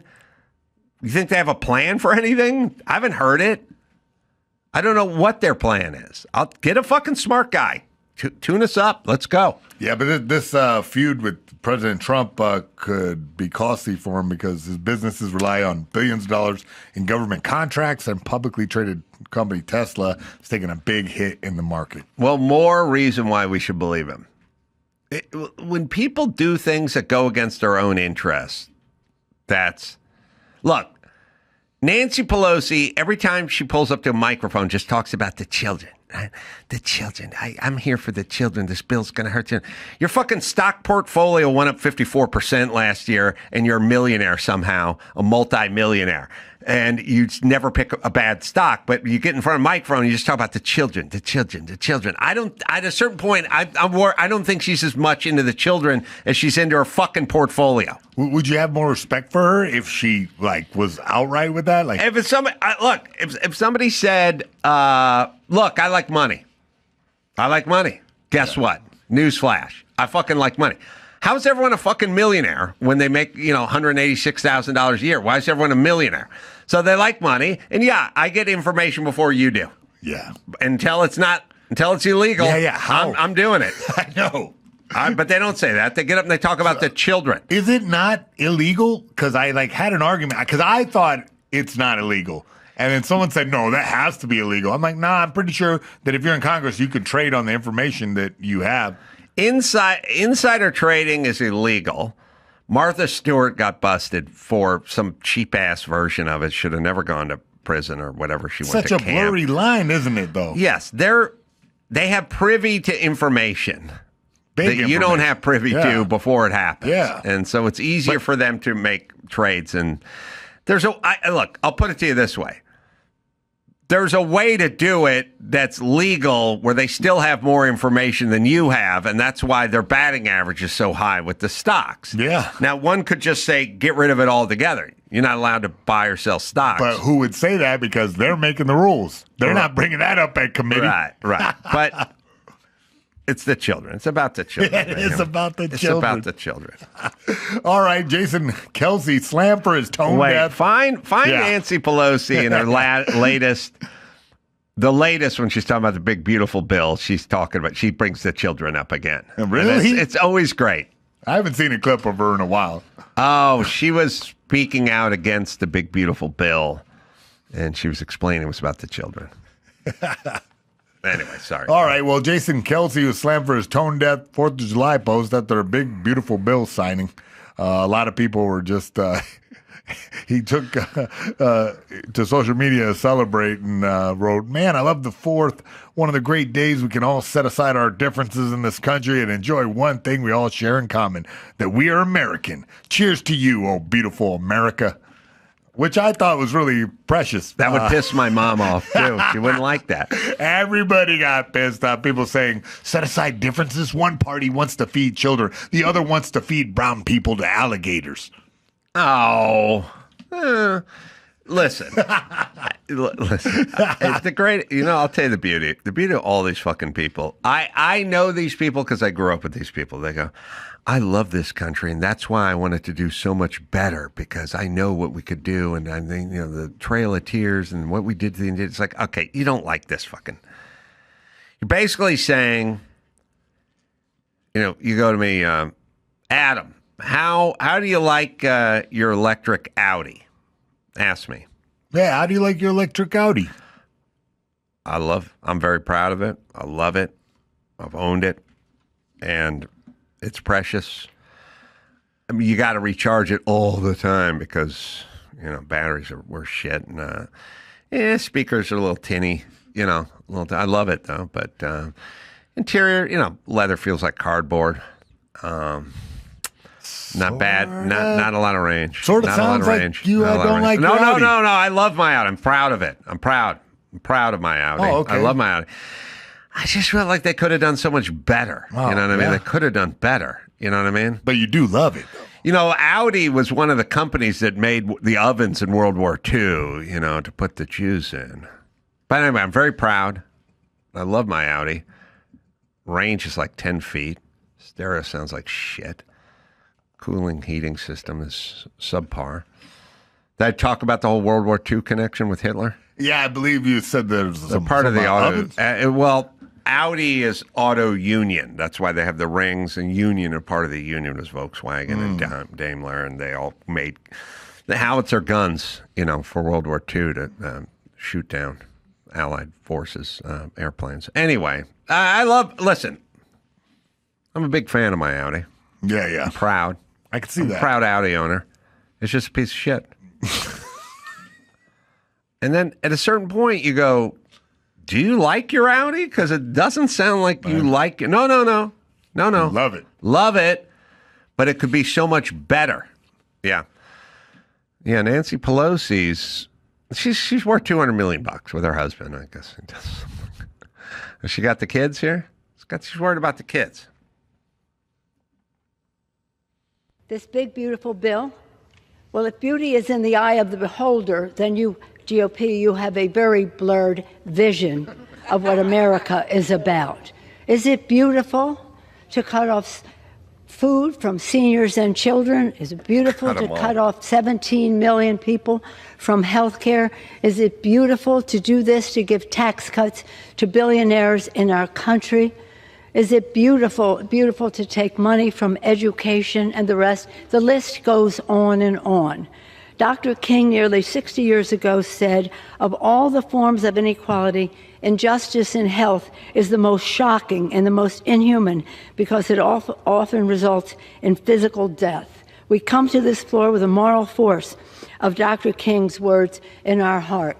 Let us not, with this bill, turn the American dream he talked about in a nightmare for America's seniors, the disabled, our children. Let us vote no on the shameful bill and throw a punch for the children. The children. She has side-by-side refrigerators that are worth much more than most children's homes in this America. The refrigeration. If you took Nancy Pelosi's home and you just did refrigeration, she's got the two big Sub-Zeros on both sides. She's got 14-foot linear foot of fridge. How you know She's this? got foot. Because from the incident where the guy hit her wife with a hammer. No, this is she got trolled because during COVID she was on like Colbert. Or I don't think it was Kimmel or whatever. I think it was like Colbert or maybe it was Jimmy Fallon or something. And she was like, I love chocolate ice cream and I get special chocolate ice cream imported in, and I have one fridge just dedicated to chocolate ice cream, and they're looking at this super expensive imported ice cream, and everyone else is told to stay home, locked at home during COVID and can't work, and it's fucking getting foreclosed on, and she's giving us she's got a walk-in freezer at her house, you know? Oh, James Corden is what it was. Yeah, I want to look at it. And so this is old beef. Yeah, but if you... Well, we'll just see it. Let's just see. Welcome back. We're here with House Speaker Nancy Pelosi. Does anyone miss James Corden? No. From her home for a little late show and tell. Speaker Pelosi, he's at home. What have you found? What are you going to do? All right, those are two 48-inch Sub-Zero freezers. Chocolate. Really? Chocolate candy. She likes chocolate candy. And this is a literally let them eat cake moment. This is something you can get through the mail. Okay. Run out. She looks like a bug wearing a human this suit. Is the episode I know. Of Cribs I never knew I needed. Oh my! She's got okay. Other people in our family. She's literally got two $26,000 refrigerators, two of them, right next to each other. Now I'm combining those, but you know I'm going mayhem. She's got refrigeration at other houses. Right? She has multiple homes. Then she'll have a pool house, an outdoor kitchen, a tennis court, something like that. You know this bitch has one of those garage refrigerators, and too. Probably has a Schwann's truck in her garage. Yeah. I bet if you took all of Nancy Pelosi's homes and all the just refrigeration and added up the price tag, you would get to a higher price than the average cost of a home in America. Well north of a mill. Yeah, I'm sure. So anyway, it's the children, everybody. Yeah, I'll vote for Elon for that. Yeah? Yeah, she's doing she's now, wait, keep playing it. She's walking us through her. A connection with you, and now I understand why. Mm-hmm. Since you've been isolating in your house, how much of your regular diet do you think is ice cream and candy? Well, as much as possible. It is. I enjoy it. I like it better than anything. All right, else. hold on. This is the bitch telling you need to get vaccinated because COVID's going to kill you, but she's saying stay in and load up on candy. All right. By the way, look, I don't mind. I'm not one of those tone deaf. Oh, that was tone deaf. But yeah, bitch, you locked everyone in their fucking house, and now you're standing next to $70,000 worth of refrigerator telling everyone about imported ice cream, and people are fucking sitting home trying to make ends meet because their fucking job got shuttered by you. So kind of a weird one. Super weird But flex. don't worry, later on went to the hairstylist. All right, here we go. Sorry. The ice cream right for Easter Sunday because we were, shall we say, enjoying. I don't know what I would have done if ice cream were not invented. I just wonder. I agree. I don't know who I am without it. Blah, blah, blah. It just stop. Yeah. Just stop it. You got dead people. Don't tweet about Yeah, it. the viral post said, may all visitors, children, non-MAGA voters, and pets be safe and dry. Kerr County MAGA voted to gut FEMA. They deny climate change. May they get what they voted for. Bless their hearts. Did Gilbert Godfrey teach us nothing? Did he teach us nothing? I tried to teach you. I tried to tell you, and you wouldn't listen. You can't tweet out jokes about Japanese tsunami victims while they're still floating in the water, Gilbert, and keep your corporate gig. You can't. This is from Christina, who's a pediatrician. Yeah, Christina B. Probst, doctor. Oh. Christina B. Probst. Yeah. May the visitors. Wait, let me read it. The visitors, children, non-MAGA voters, and whatever, be safe. The rest, yeah, I know. I love the climate change people. Bitch, go walk down PCH. The ocean will never get to PCH, and it's 60 feet away. It's been. Well, now you can see all the houses are gone. The ocean, when the tide is high, is 28 feet from PCH, and PCH is elevated 26 inches, and it'll never get there. They've been building those houses since the 50s. It's never. If the oceans were rising, then there'd be water on PCH. No. But there never is. No. And no one ever does the fucking Al Gore never fucking, all the climate, you know, all right, who's a huge climate guy?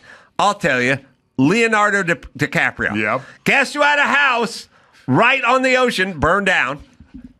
Guess whose fucking house burned down right on the ocean? Leonardo DiCaprio. If you're fucking worried about... If you're worried about it, then you wouldn't buy a house on the ocean.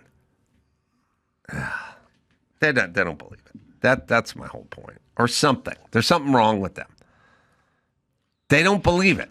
Yeah, I don't know. I think it's just that everyone gets whipped up into a fur about it. I told you women are much angrier than men, right? Yeah, I believe you said that. Mm-hmm. Yeah, they're angrier than men. Yeah. They're more violent. They're angrier. We used to have corsets and smelling salts and a shot of brandy and all that. It worked. Now we're just like, hey, bitches, you're off the leash. Run wild. And they are. And this is what you get. Yep. It was better when they would catch the vapors. Mm-hmm. Yeah. Now it's run amok. I forgot James Corden. I scrubbed him from my memory. Yeah, me too. I was like, wasn't that a guy that sing in the car karaoke? Yep. Yeah. I don't even know who that is anymore. Yeah. Once again, showing everyone that no one needs anybody.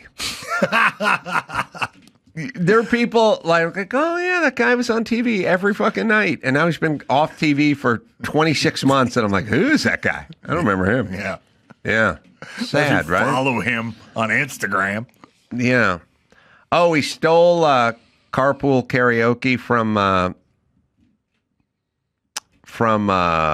Dave Chappelle, did you say? My buddy Daniel Kellison came up with karaoke years and years ago. We were at the Man Show. Yeah, I was going to say. He's basically, you should be able to sing karaoke in your car. I mean, wasn't a bit. He just said it. You know, I mean, it was his invention. Chappelle's show did it way before him. Oh, okay. Well, see, genius. All right, do you have one more? Yeah, I got one more about Lena Dunham. She says, I understand how lack of diversity on girls was really disappointing. Very disappointing. Always traumatized. Yeah, somehow, I don't know. I guess they just guilt everybody into saying that they want better things that, revise the past. I don't know, man. I mean, look, here's the thing. if you're doing a like Cialis commercial, then you get a convertible Mustang, you put a black guy, white guy, Asian guy, Hispanic guy, and they're all in their 60s. Play and some then Def Leppard. Play some Def Leppard, and that's your Cialis commercial. But the reality is groups sort of hang out, and they're usually in the same group as the group they hang out in. And when you try to do a TV show that lives in some reality, and you try to do who's got the black friend, and then you got the Asian friend, and then you got the white friend, and then you have the Hispanic friend, and it's like, that doesn't really represent reality, and we're trying to live in a reality-based thing. When you're doing the Coke commercial, you got the Indian chick giving the black kid who's hanging out with the Asian kid all at the fucking park. That's a Coke commercial, but that's... When trying to do sort of slice of life stuff, it just doesn't really play to true. But I mean, it's like, the Cosby Show was 20 years before that. It was a black family, and they had black friends, and the daughter dated a black guy. Like that's kind of how the in-laws were black. It's like that's kind of what it was. Like not bothered by that. Crazy rich Asians had a bunch of Asians in it. That's who they are. That's what they do. That's their culture. Like, it's not that, the one of everything diversity thing is usually distracting because you're like, what's the fucking Asian guy hanging out with those Schwarzes for? Like, they wouldn't do that. So, all right, that's it. Number one, the retroactive part is stupid. At least if you created the show, you can weigh in on it. The worst is when other actors weigh in on, like, Friends who weren't on Friends. Like, it was highly problematic. Oh, shut the fuck up, bitch. Just because you auditioned once and they didn't fucking cast you as Phoebe's boyfriend. Shut up. And all the fucking armchair quarterbacking and Monday morning quarterbacking going on of like, you wouldn't have done shit. You would have just taken the role. You wouldn't have said anything. No one cared. That's the way we used to roll. That's number one. Number two, Lena Dunham is like on my Mount Rushmore of, I would sit around and go, not funny. She's not funny. We're not going to hear anything from her 10 years from now. She's the toast of the town. Everyone loves her. She's so bold. She's so authentic, whatever. And I just kept telling them, not funny, not going to be around. Like, there's certain bands I did that with, certain comedians I did that with. I'm like, does not have the goods, not going to be around, not funny. And because she came up with she wrote a movie called Tiny Furniture. And it was like, it was the toast of Sundance. And I watched 20 minutes. So I was like, not fucking good. Not good at all. Oh, she's a Nepo baby? Well, that makes sense. Because when you're making shitty independent films when you're like 21, that means you got some money or something. So I was like, not a good movie. Oh, she wrote, she starred in, she directed. I like, when you write, star in, and direct, it's not that good. So she did all this off being Jeff Dunham's daughter? Jeff Dunham's daughter? Yeah. She was the inspiration for Muhammad the Puppet. That's funny. Oh, I thought she was more of a peanut. Yeah, she may have been peanut. I don't know what her deal is. I just know she's more angry than she is funny. And then later on, they get angrier and then less funny. And then that's it. We'll never hear from her again. She's done. I mean, I don't mind. She won a Golden Globe. Listen to me. We live in a world where, like, okay, Tim Allen. How many viewers have Tim Allen shows generated versus Lena Dunham? Yeah. Like, Tim Allen would do 19 million on a Wednesday night, and Lena Dunham would do 300,000, right? But the award always goes to Lena Dunham because they fucking love that shit because they're a bunch of fucking wankers. And that's all they do. They created her, right. And then she becomes some toast, and it's just dumb hipsters. It's just Silver Lake programming, they just, we love this. Oh, and she great. But by the way, I don't get into Sundance because they don't want the fucking dude in there. They don't want the fucking knuckle dragger in there. So then it becomes Lena Dunham, and I sit around and go, not funny. And then at some point, reality always catches up. It always catches up. I never watched the show Girls, but I did see a promotional clip from it that kind of encapsulated Lena Dunham in itself. It's a scene with her talking to her parents, and she's explaining to her parents how she is the voice of her generation. Right. And by the way, just being put upon and filled with angst all the time is not funny. I want some funny shit.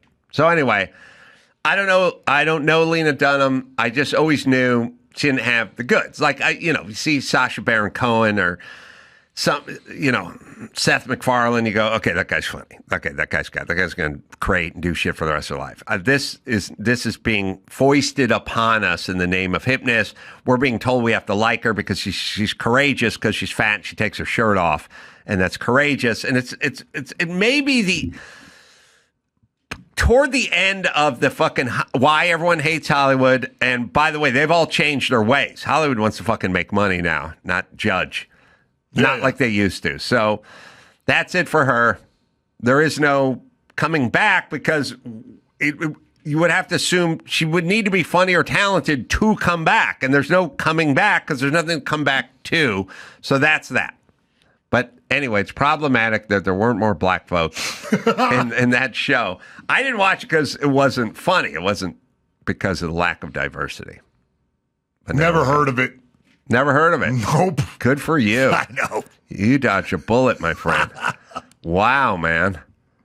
That's important. You ever see Little Miss Sunshine?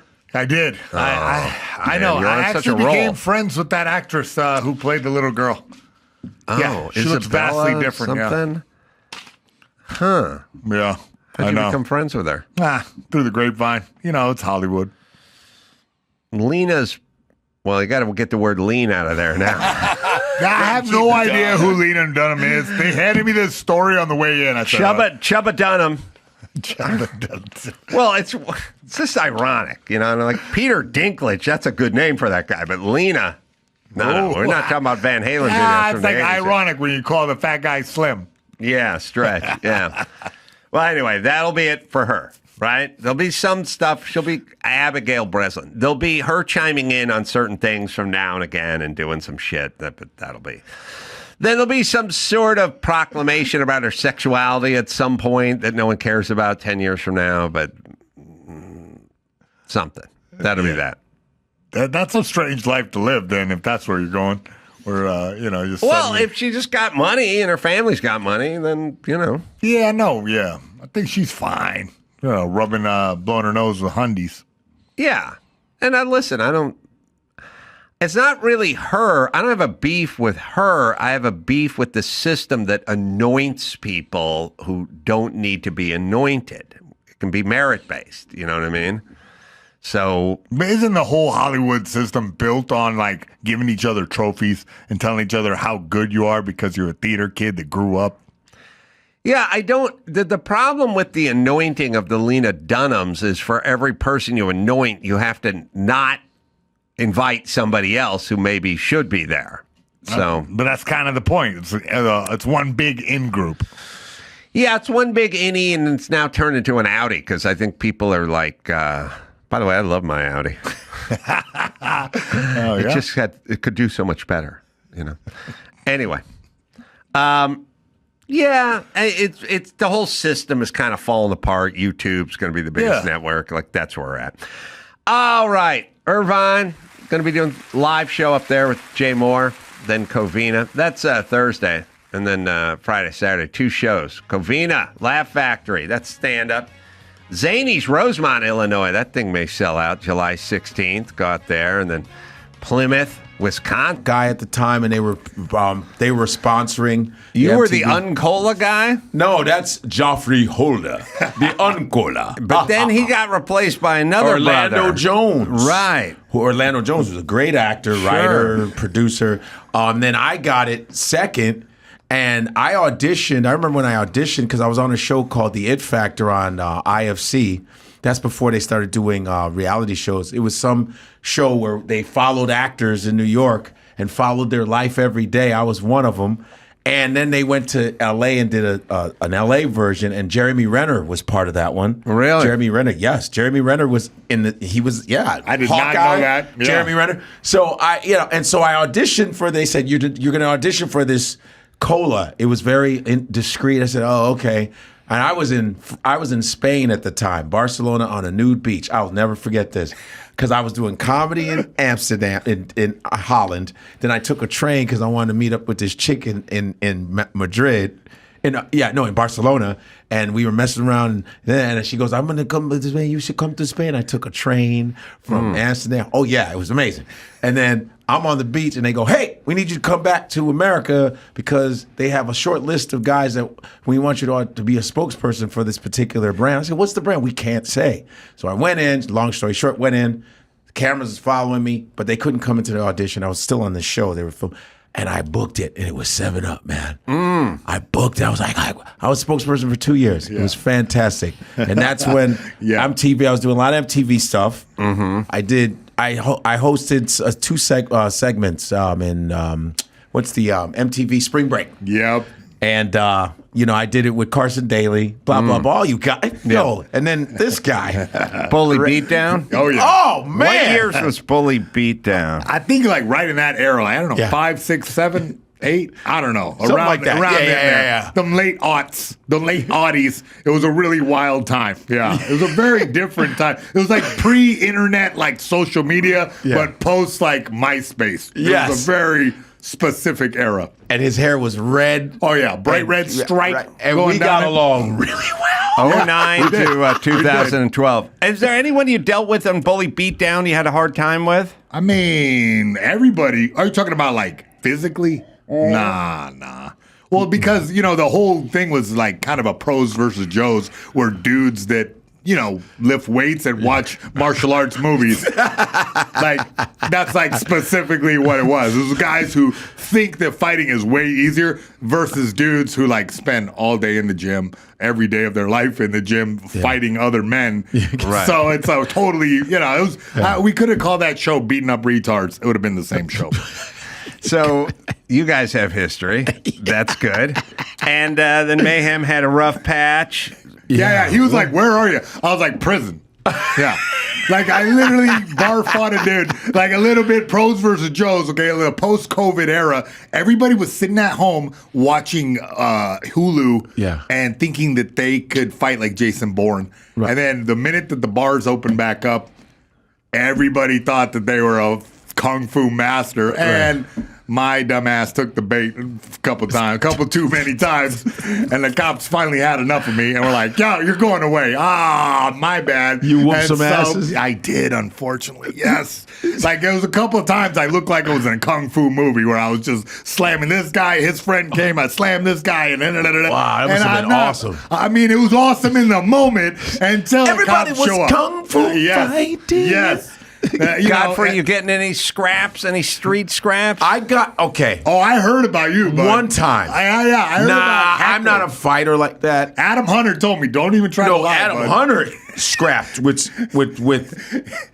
Wait, is it Alan Hunter? Adam Hunter, a.k.a. Adam Greenberg, Greenberg, who's a buddy of mine from MTV. From New York City. No, he did do the 10 spot with me. MTV he did the 10 stuff. spot with me. All right, he's a local Tell us comedian. the story. Okay. I was studying. Godfrey's a well-built, strong Nigerian warrior. You can fight.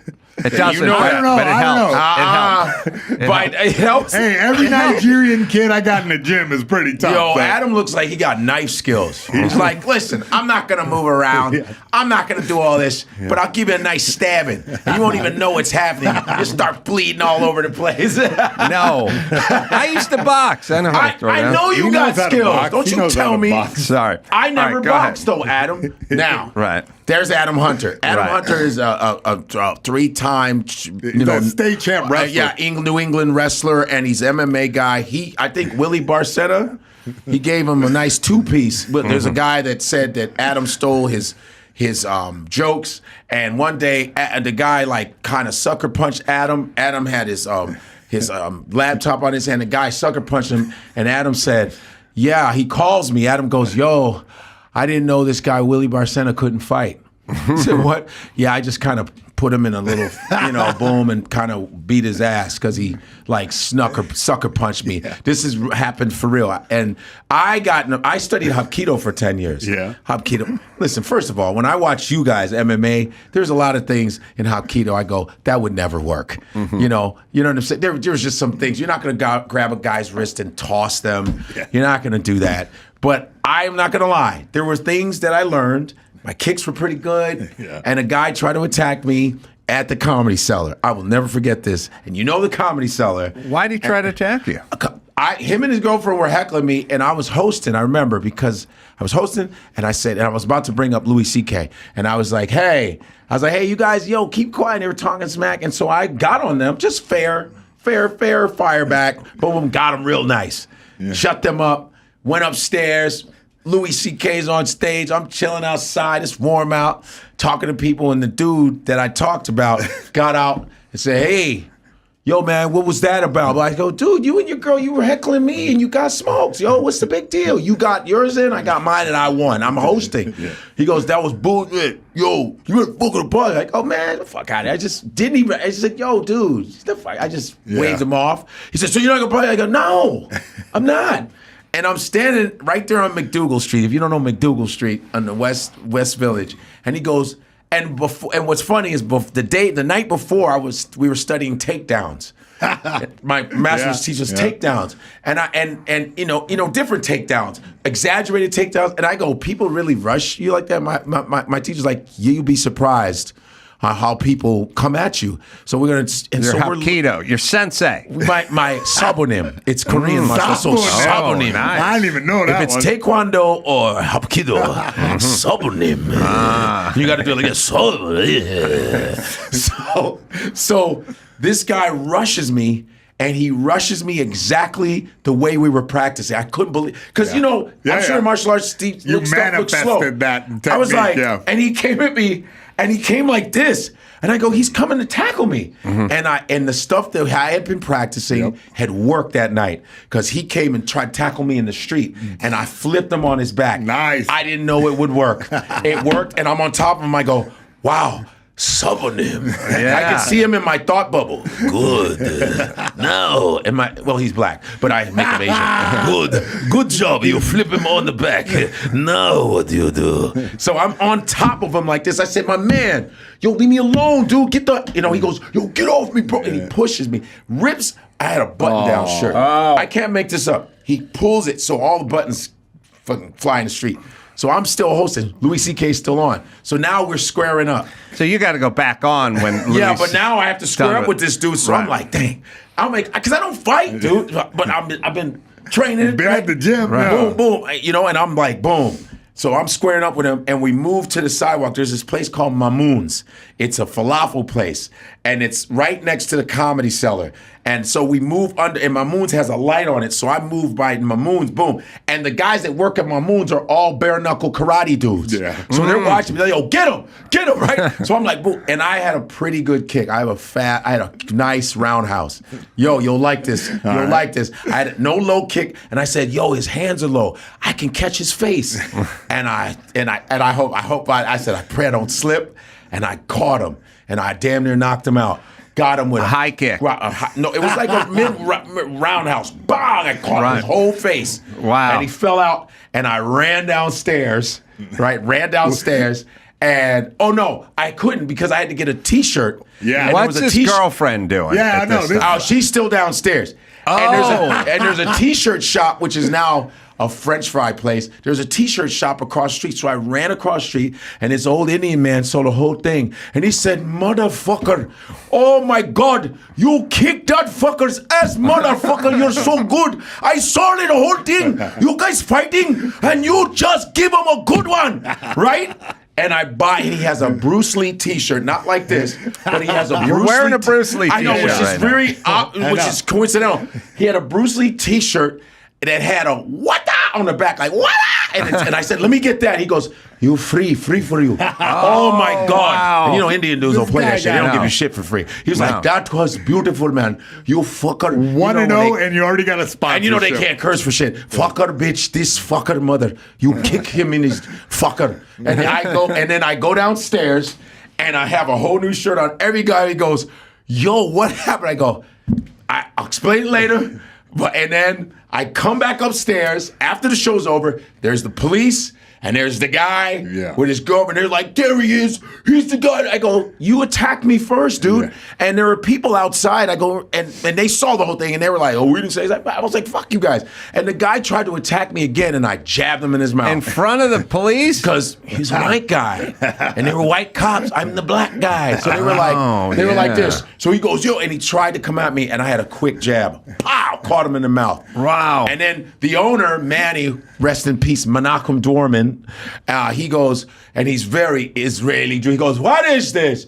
Get out of here, you pig. Get away from him. He's a talented comedian. He was just protecting me the whole nine, but that's what happened. And no charges filed. No charges filed. That's a win. That's a win. He attacked me first. So that was my only fight. And you're a fighter. You see the laugh. That was the only time. What about you? Do you have any boxing stories, man? Come on. Oh, yeah. Someone tried to test you, Carolla?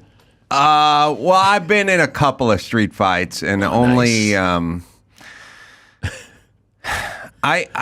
feel like there's a combination of just abject boredom. Like, I was bored when I was 19, 20, 21, you know. And you started fighting people? No, I knew that I knew that I was always too moral to start a fight. Okay. I could never start a fight. I had a weird moral compass where I couldn't start it, but if somebody started it, then I could do it, you know.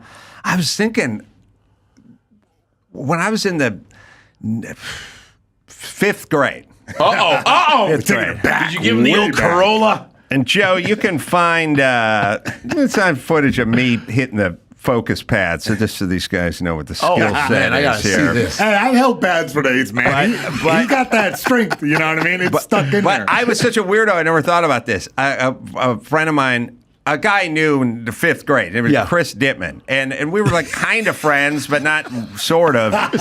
He died early, and his brother died early. Nobody made it to 25. But my mom didn't pack lunches because she didn't do that stuff. Yeah. And I was always hungry all the time, and I had the stupid school lunch ticket, which is always shitty pizza. So you're already angry.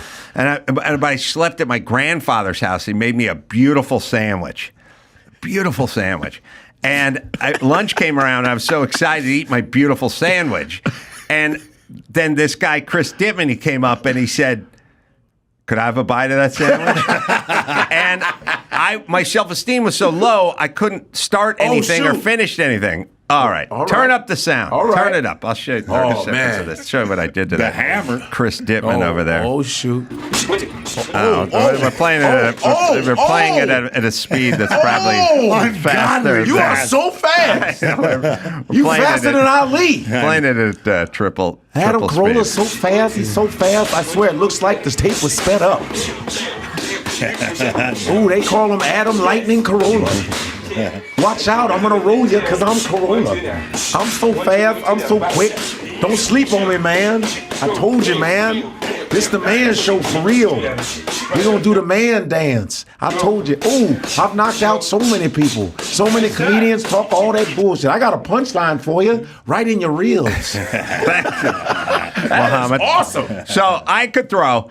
But I was in the 5th grade. So then this guy, Chris Dittman, when he said, can I have a bite of sandwich? I really didn't want to give him a bite of sandwich because I was always starving. Yeah. And I never had a good sandwich because my mom wouldn't make and do anything. Right. She didn't do lunch or dinner. She didn't do anything. So I was like, but my self-esteem is so low, I can't say no. So I hand him the sandwich. And he shoves the entire thing in his mouth. He folds it up and just rams the whole thing into his mouth. And I was like, man, you don't know how often I never get a good sandwich, and I don't have any money, and now you just shoved my whole sandwich in your mouth.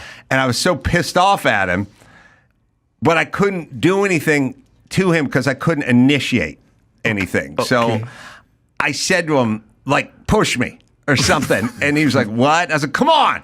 And he was like, huh? I was like, put him down. I got in his face or whatever, and he he like shoved me, and then I just got him in a headlock and threw him on his Nice. back. But I realized he had to initiate the contact. you were like, this is an example, and the fact that you boxed a little bit reminds me of when Mike Tyson got angry at the dude that Killed his pigeon? Killed his pigeon. Remember? Oh, I don't know. I know the Mitch Blood Green story, but I don't know Mike the pigeon Tyson killing got into story. boxing because he was into pigeons, collecting. I do pigeons. know that part. And he said, I remember when this dude, he came up to me, and I was doing pigeons. I love pigeons. I had all my pigeons in the coop, and he came over there, and he said, hey, is this your pigeon? I said, yeah, that's my pigeon. And he said, fuck your pigeon. And he snapped his head off. He snapped his head off, and that's when I snapped. Oh, really? Snapped. I started boxing. Wow. I said, no one's ever going to fuck with me. No one's ever going to take my pigeons because I love my pigeons. And he tried to make me look like a bitch. And I said, that's why I have fire in me forever. Whenever I see a pigeon, I see anybody fuck with a pigeon, I'm going to beat the shit out of him. And that motherfucker snapped my pigeon, and it never happened again. So I treat him like a bitch and fucked him in the ass. Wow. You don't fuck with my pigeons. Yeah, that's good. He was 10. Yeah, So says my he my was screen. 10 years old. He snapped it. And then Muhammad Ali said, I got into boxing because someone stole my bike. A guy in Louisville, Kentucky stole my bike and he beat me up. And so I went to the gym. I said, I want to be a boxer because I want to get the guy that stole my bike. Wow. Yeah, see, look, everyone's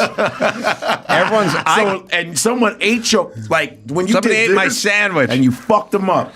Yeah, then later on, I would just fight with people out of boredom, but I always realized that I could never initiate it. And I wasn't an asshole or a hard ass or anything, but I did understand that if I wanted to fight, and I did a lot of times just out of boredom, that I would say that if somebody aggressed on me and was aggressive with me and talking shit, I knew if I said I don't want to fight, that would always mean we're going to fight. Because the second you'd step back and go, I don't want to fight, then the bully goes, oh, you going to fight, bro. Right, now I'm going to kick your. So they would.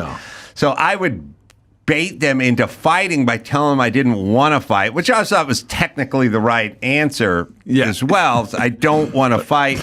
And then they would go, I'd go like, I don't want trouble. And they go, you found trouble, And then at some point they would go, we're going to fight. And then I would go, okay. But I would try it. And it worked most of the time. Except for one time, the guy had 4 of his buddies with him. Yeah, I was going to say, like, my experience as a kid growing up was like Where were you growing up? secret North Carolina. Okay. Like, Fayetteville, North Carolina, very rough area. Yeah. Where it's just constantly, I was just getting surprise fights out of nowhere. There's prize fights and then there's surprise fight. Where I'm just like, oh, I'm in a fight. Wow. And then just suddenly getting down, and then have to figure it out on the fly. But when did you go, like, let me start training? When was that? They stole his bike, and they ate his sandwich, and killed his bird. My pigeon, man. Got my pigeon. I know. It was a parakeet, actually. I had a frog. Yeah. Well, I don't know. Yeah. That era of, like, I don't know, high school, like right after middle school, high school, for me was like a turning point because I was like going to the Army. Like, that's an Army-based town. Okay. So my dad was training me, coaching me, getting me ready for the Army. And then one day he was like, nah, I don't know about the Army. And I was like, I don't know about the Army either.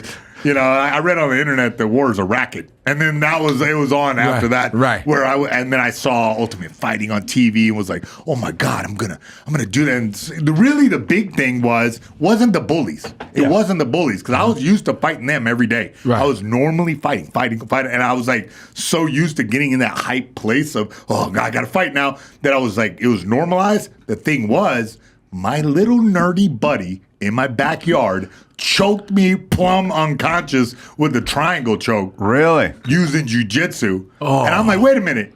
You're smaller than me. Gotcha. I've never been in any fights and just put me flat out. That's magic. If I can learn that, I can beat up all these bullies, no problem. Right. Yeah, and then it became a challenge for me. Damn. It was like a crazy, different world that I entered. And that sounds like something that would happen in a backyard. Like, hey, man, let me try something on you. And my dad backyard. Yeah. This guy, Chris Dittman, he wasn't.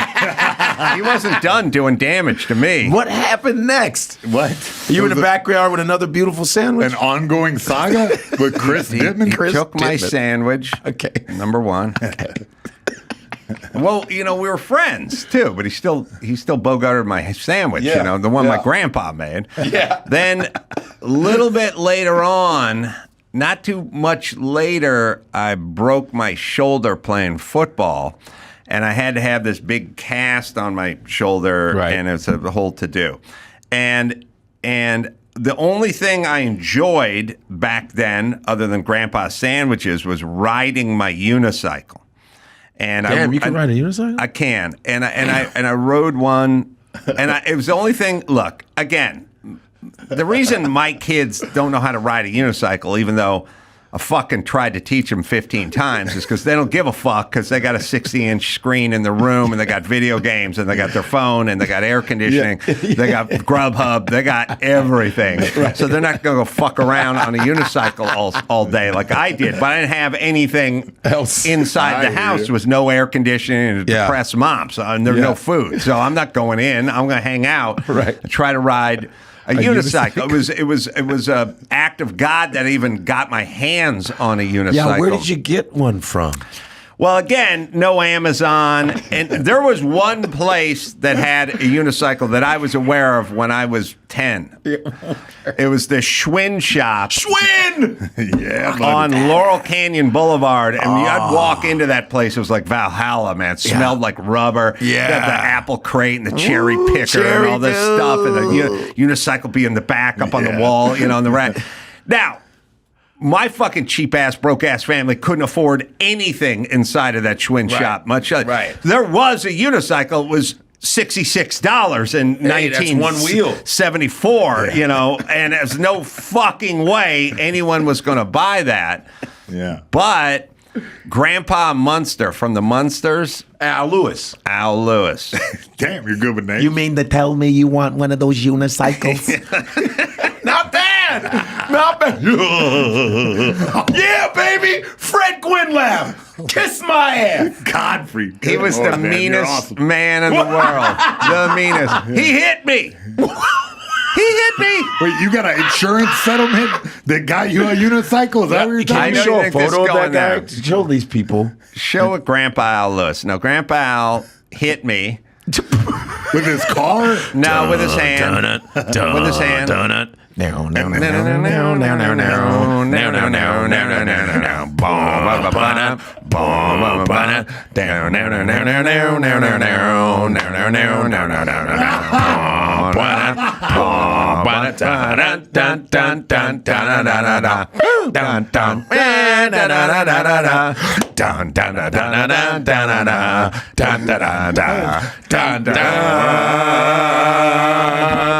There he is. All right, yeah, showing a picture of him looking nothing like Grandpa Al, but that's what Al Lewis looked like in They put makeup 1959. on him and he looked the same. Anyway, he was a mean man. Wow. He spit tobacco on the floor of his house. He had a wooden floor. He Ted Cruz? spit tobacco. He looked like Ted Cruz. Yeah. And he was mean. Why did he? I don't get in the Schwinn All right, shop. what the hell does that have to do with anything? Adam? No, there was nothing I could purchase in the Schwinn shop. Okay. And I didn't have any money. My family didn't have Okay. any money. But I had a vague recollection that a few years earlier, the oldest brother, he had 3 sons. The oldest brother, Dave, because I was friends with the middle brother. Okay. The oldest brother, Dave, had a unicycle. But it had been a couple years. Okay. And Dave was like 14 or 13 or something. He was an older brother, and he was going into high school or something. So I got hold of Grandpa, and I said, "Is Dave still got that unicycle? Is he using it? Is he riding it? Because this only way for me to get hold of a unicycle. Right. I couldn't Right. order one online or go to the Schwinn shop or I expect anyone to buy one. So." Dave said, yeah, it's in the backyard. It's just been sitting in the backyard, rusting out for a year and a half or something. So I said, could I buy that unicycle from you? It was a Schwinn, which is the only one who really made them back then. That's right. So He's like, yeah, give me $10. You can buy it for $10. So then I fucking washed cars at my dad's apartment. You know, these are all conversations my kids love, you know, these kind of conversations. I made $10, you know, buck a car, washed 10 cars, got my $10, went down to Van Nuys, got the unicycle, but it had like a flat tire and it was rusted out and the seat was all popping out and stuff. And I took it and I took an SOS pad and I scrubbed all the rust off it and I oiled it and I cleaned it all off. I made a seat cover out of blue jeans. Damn. When you're making cutoffs, you can't throw away the rest of the blue jean, man. That's big bucks, you know. Yeah. For the Corollas, I sewed it and everything, pulled it around. Got this thing all shiny and new.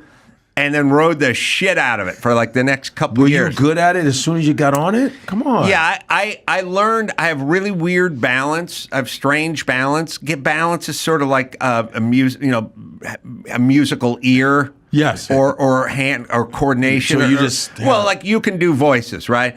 Yes, I can. All right. I can't do voices, but you shouldn't get credit for it. It's a God-given thing. And like I have balance. I have weird balance, Wow, you know. that's So crazy. I learned how to ride a unicycle in about 3 hours. And then I was off and running. And I was riding off of picnic tables. I'd hop on it. I'd go off loading docks at the back of a you were like supermarket. extreme games I before was extreme going games. extreme because I needed something, Yeah. you know. And we have a clip of me riding around my house. No, you're lying. And I don't, yeah. Damn, I hopped dude. on it in my house like 3 years ago, and I hadn't ridden it in years. this And I was shit just mowing through my house. This shit here. Wow. Wow. That's a nice house, buddy. It is. You can do a unicycle. Look at wow. Now making the corners is Wow. a little tough if you go slow. Look at that. Look. Threading the needle, Wow. Look at that. Damn. going by. That's Wow. Nice. Damn. that's my. Guess who else is another unicyclist? Let's see if you can do it. That guy kicked your ass out front of the comedy cellar. Guess who else is a unicyclist? Mike Epps. Oh, Mike Epps. Mike Epps is a unicyclist. Brother on a unicycle. Brother, You man, don't see that often. But it's a Universal Circus. Oh yeah, the greatest show on earth. Earth. Showtime. That's a Jeff Ross if joke. You can get That's Mike, not my joke. Mike, that's really funny. The greatest show on earth. Yo, it's like, Jeff Ross. Yo, show Mike Epps on a unicycle. That's Universal. That's the Black Circus, which is fantastic, by the way. He gets It's down on a super unicycle. Awesome. Wouldn't guess that. Watch Mike Epps on unicycle. If you can find that, you'll see you and Mike Epps. So anyway, I broke my shoulder, and I wrote, but it didn't stop me from riding my unicycle. I had a big cast on my arm, you know. And I think people started to complain, and my mom didn't like the optics of her son with the big cast and the broken shoulder zipping up and through the neighborhood, all over the neighborhood on a unicycle, you know. So Chris Dittman. Damn it, Dittman. He goes, how about years? I said, I've been grounded off my unicycle now. He said, how about I borrow it until the cast comes off? No.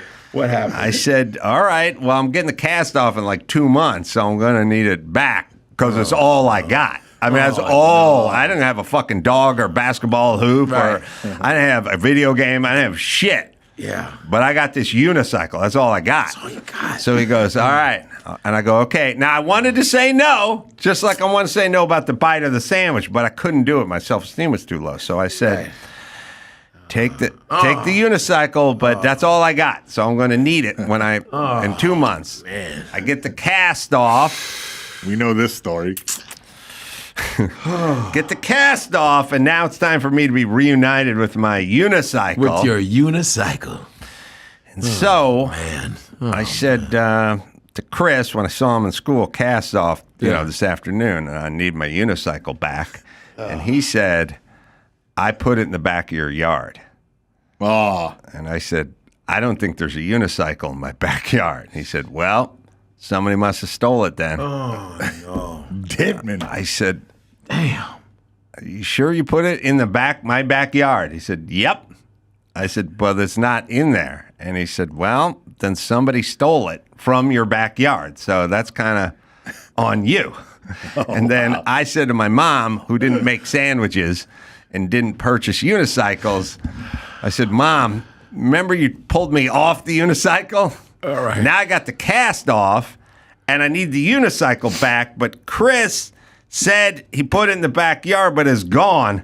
And I think he either has it or stole it or never put it in the backyard, or maybe someone stole it out of our backyard. Maybe he stole it out of our backyard after he put it in our backyard, but I'm out a unicycle.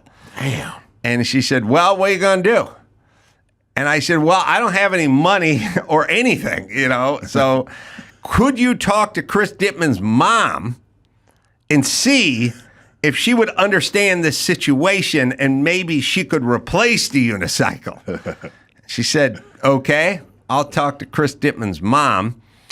And then she talked to Chris Dittman's mom, or didn't. I don't know. But later on that night, I said to my mom, did you talk to Chris Dittman's mom about replacing my unicycle? And she said, yep. And I said, how'd it go? Not good. I said, what's happening? No replacement.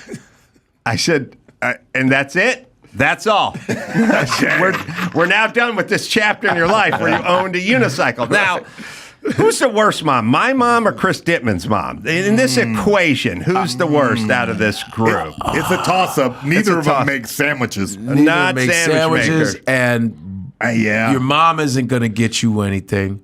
I know. She hasn't fed you that well. And she definitely ain't getting you no damn unicycle. No. And then Chris Dittman's mom is a bully. Did she raised a bully? Did she talk to Chris Dittman's mom? I never thought about it at the She time. probably But didn't. knowing my mom, she didn't feel like That's what leaving I the mean. house. She probably waited She probably somewhere. didn't even call anything and just was like, I'm just going to tell him now. I don't know. I don't know your mom She like probably you. was like, this is so unimportant to me. Yeah. Well, the tragedy is there were three brothers, the Dittman brothers. The Dittman brothers. And Chris, the youngest, I don't think he saw his 25th birthday.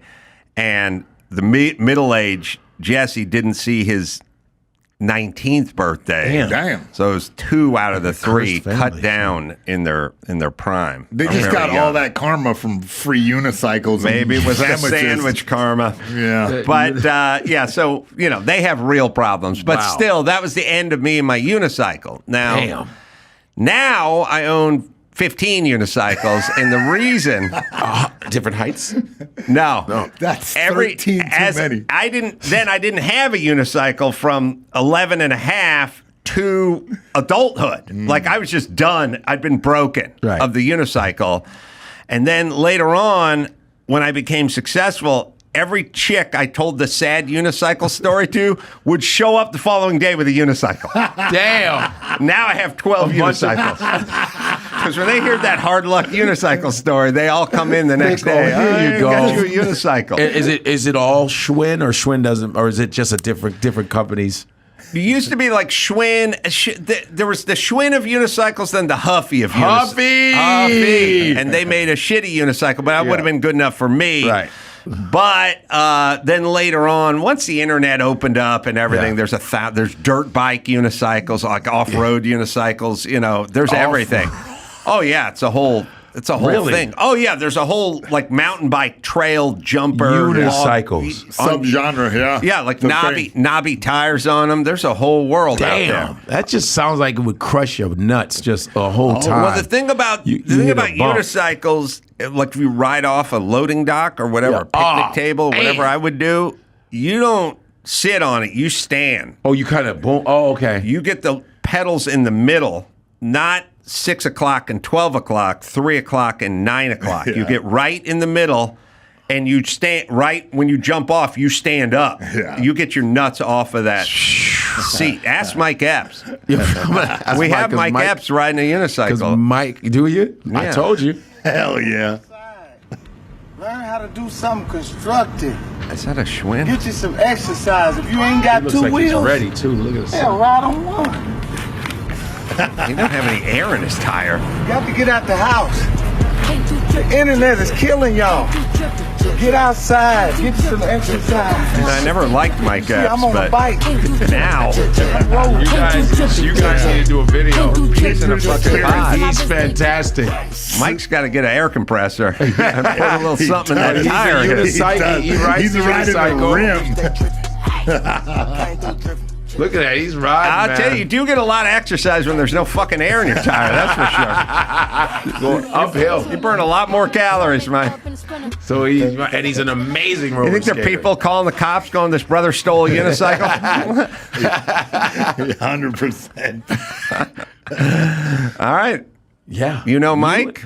Yeah, very All right, well. tell him Very I well. want to talk to him about his one-wheel obsession. You guys need to do, that would be Adam Carolla and Mike Epps unicycle. Tell him I got an air compressor and a good I sense would of like to balance. promote this race, obstacle course race. That would be fire. Celebrity unicycle. Content. We're making content. And then watch people pop up. There'll probably be other people that ride unicycle. I know. Tom Hanks. Celebrity It'll be unicycle. nice. Yeah. Tom Hanks. Maybe Who that would knows? bring us together. It would. I think it would. Reach across the aisle on Can one I give wheel. a shout out to the barber that I went to yesterday? Yeah. Man.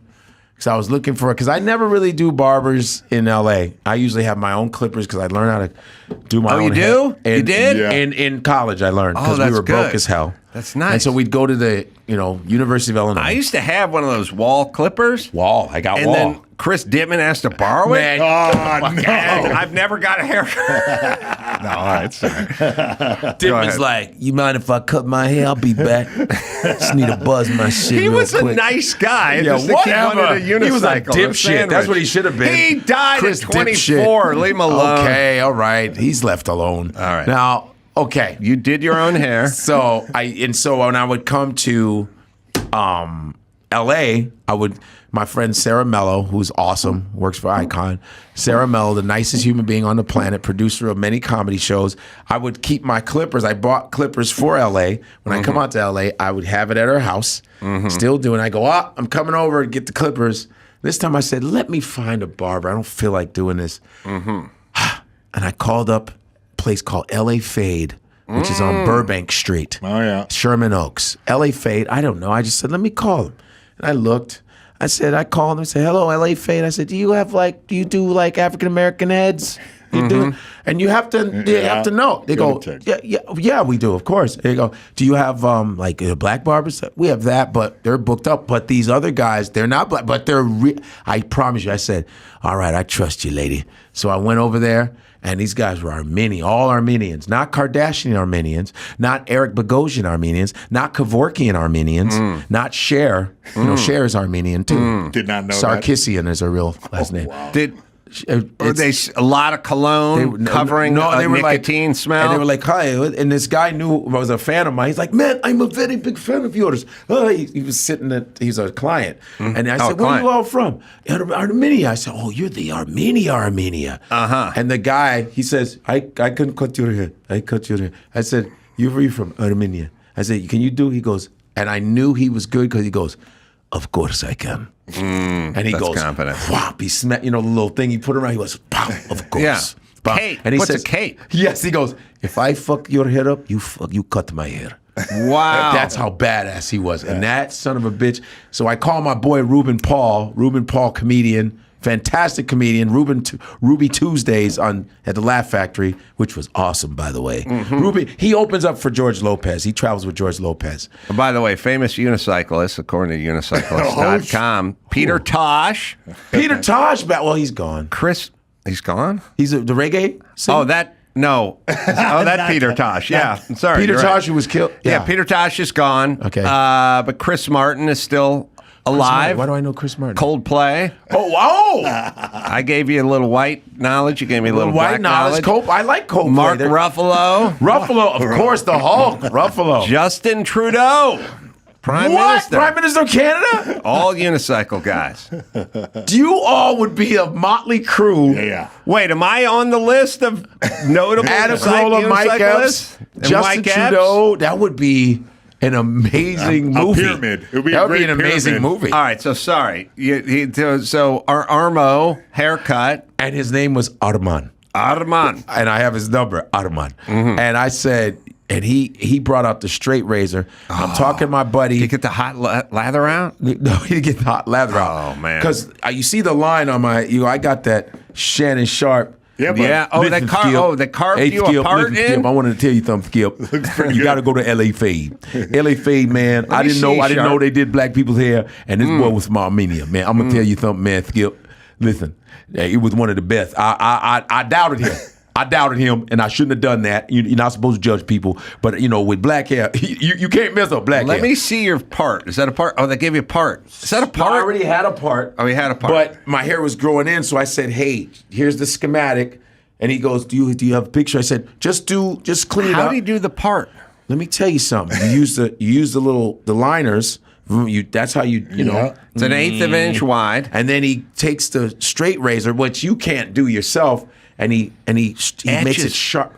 When he took out the straight razor, I was on the phone with my boy Ruben Paul, and he goes, "Where you at?" I go, "I got an Armenian barber. He's black dude." So he's like, "Really?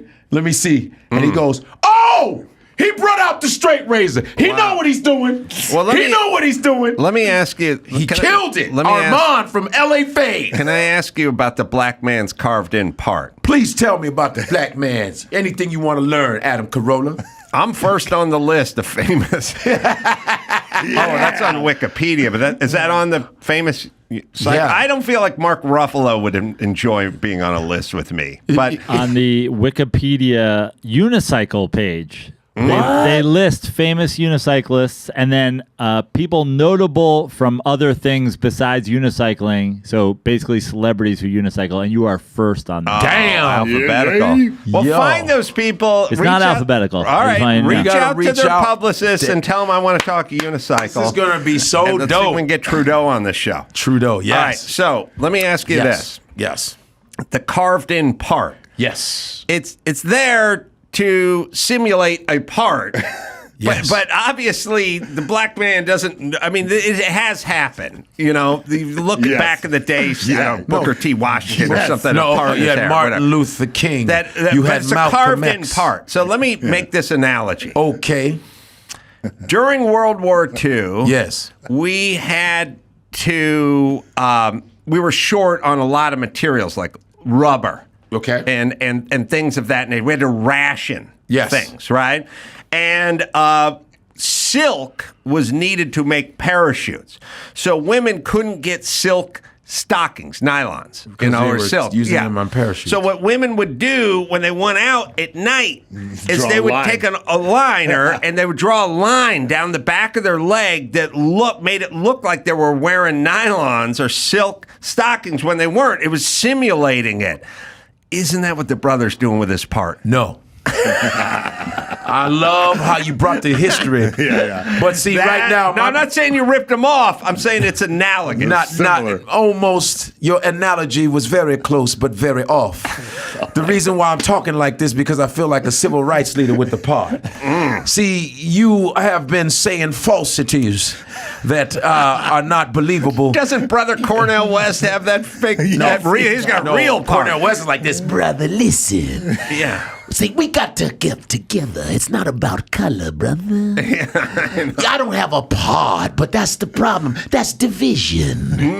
No, but see, I'm talking because as you can see here, this is like the Temptations 1965. Get ready, get ready, get ready, cause here I come on my way. Get ready, cause here I come, right? You wanna play hide and seek with love. Let me remind you, out of sight. It's all right. Dun, dun, the loving you're gonna miss, and the time it takes to find you, you're out of sight. But dun, dun, the fee-fi, fo-fum, look out, baby, cause here I come. You know who? I don't want to offend you. Rare Earth's version of that song was pretty fucking killer. Damn fire. Do you know Rare Earth's version of that song, Mayhem? Amazing. I don't. It's like the white dude's rockin' version. It's not the R&B version. It's fantastic. It fucking kicks ass. All right. And it's about 10 minutes long, and it starts off like they're playing this. And it doesn't start until like 3-4 minutes. Then it goes What was the name of the Brady Bunch band? The Silver Platter. That's what I love about Godfrey. Let me tell you something about knowing about shit, everybody. People offer up a lot of excuses. Like, I didn't have cable TV. I never watched that. I was born in 1979. But how come Godfrey knows everything? I know, yeah. How do you explain Godfrey then? Here's the thing. I love. Okay, my mom. Rest in peace. My mom was my parents were like almanacs. My father was a news doc guy. I know a lot of news motherfuckers. People, how do you know John Chancellor and Walter Cronkite and Ted Koppel? And because my pops was a news guy. He didn't give a fuck about nothing else. All he liked was Charlton Heston's Ben-Hur and just news. Weird. But my mother was a old movie like freak and comedies, and so she was a TV head. So my mother could watch 2 or 3 different soap operas at the same time. Guiding Light, you know, As the World Turns, and General House. She could just turn to different channels.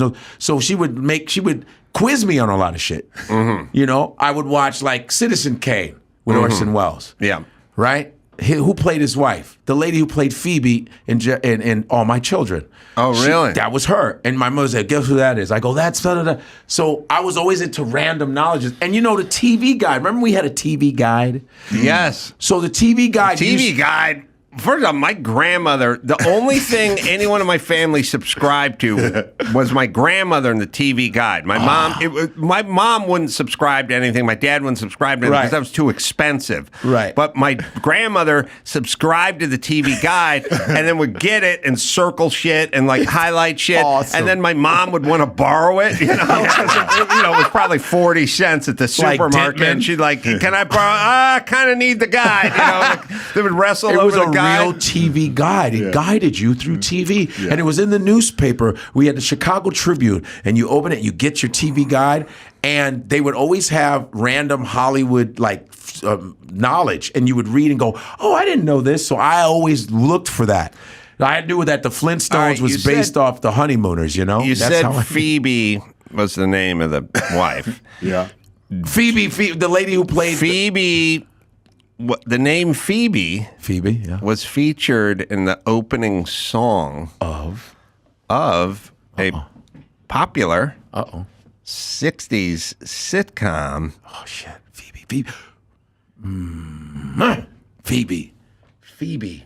Now let me. I have an aunt Phoebe. Let me try to nudge you toward the light.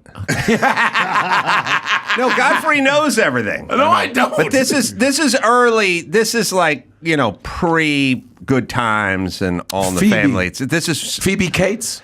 That's what I'm thinking. In the theme. Yeah. No, in the theme of the song, and you know all the themes, but this isn't a rockin' one. This isn't moving on up. This is something different. In the theme song, they mention the name Phoebe in this popular, I would say mid-'60s, possibly early '60s sitcom. Think more in the ilk of Bewitched and less in the ilk of like Good Times or something. Oh, not Bewitched, not I Dream of Jeannie, nah, because those were instrumental. All right, let me help you. Damn. You'd like a little more help? Yes, I would. I need a lifeline. The title of the sitcom. Fuck. Well, there was a sitcom later on with Fran Drescher in it that had some of the same title parts. She played the nanny? CBS, the nanny. All right. Okay. Phoebe. Damn it. Wait, you went from Fran Drescher to nanny. It's got. All right, I'm going to ask Joe to like do 60s this. and then whoa. You're going to know. Phoebe. Oh, no, shit. Go ahead. Okay. Damn. Theme song to Nanny and the Professor. Nanny and the Professor, never heard of it. That's Fran Drescher. No. Nanny and the Professor is an old, it was a redone one. I didn't know this sitcom. I don't know that Fran Drescher was a reboot of it. It's the was a popular sitcom from the 60s, 63, 64. Oh, I mean, shit. it was in there. It was early in there. 63, 64. And it was about a professor and a beautiful English nanny. And he had like 3 kids to raise. That's not My Three Sons. It was Here's in the there. story. All right, we'll It's play. My Three Sons. And you can hear in the theme, they name Phoebe. Now, you know what that reminds me of? What year was that? And was had it to be one 64. season?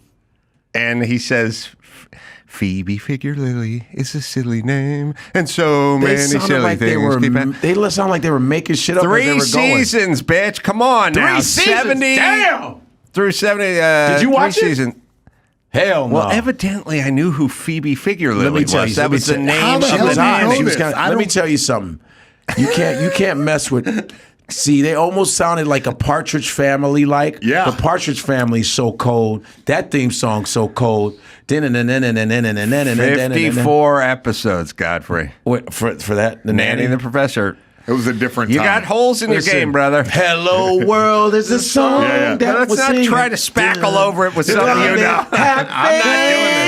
Yeah, you're right. You're right. A whole lot of loving is what we'll be bringing to make you happy. We all sing, we go traveling together.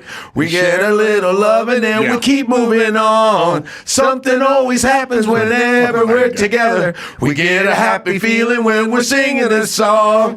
Come along, there's a song that we're singing. Come on, get happy. A whole lot of loving is what. A whole lot of loving is what we'll be bringing to make you happy.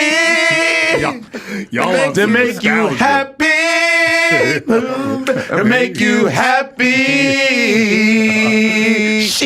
Shit, man, we should tour. Yeah, you should. Shirley Jones and David Cassidy. What you talking about? Sean David- Cassidy's half brother. David Cassidy had a tragic life. It was terrible. Yeah.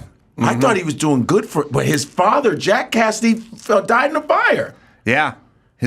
By the way, when you hear, I mean, usually, Jack Cassidy. Jack Cassidy, by the way, was the height. Guys used to wear kerchiefs. Yeah. Like they'd take a handkerchief, you wrap it around your neck, and you pull it through one of those napkin circles, like at a nice restaurant. You pull it.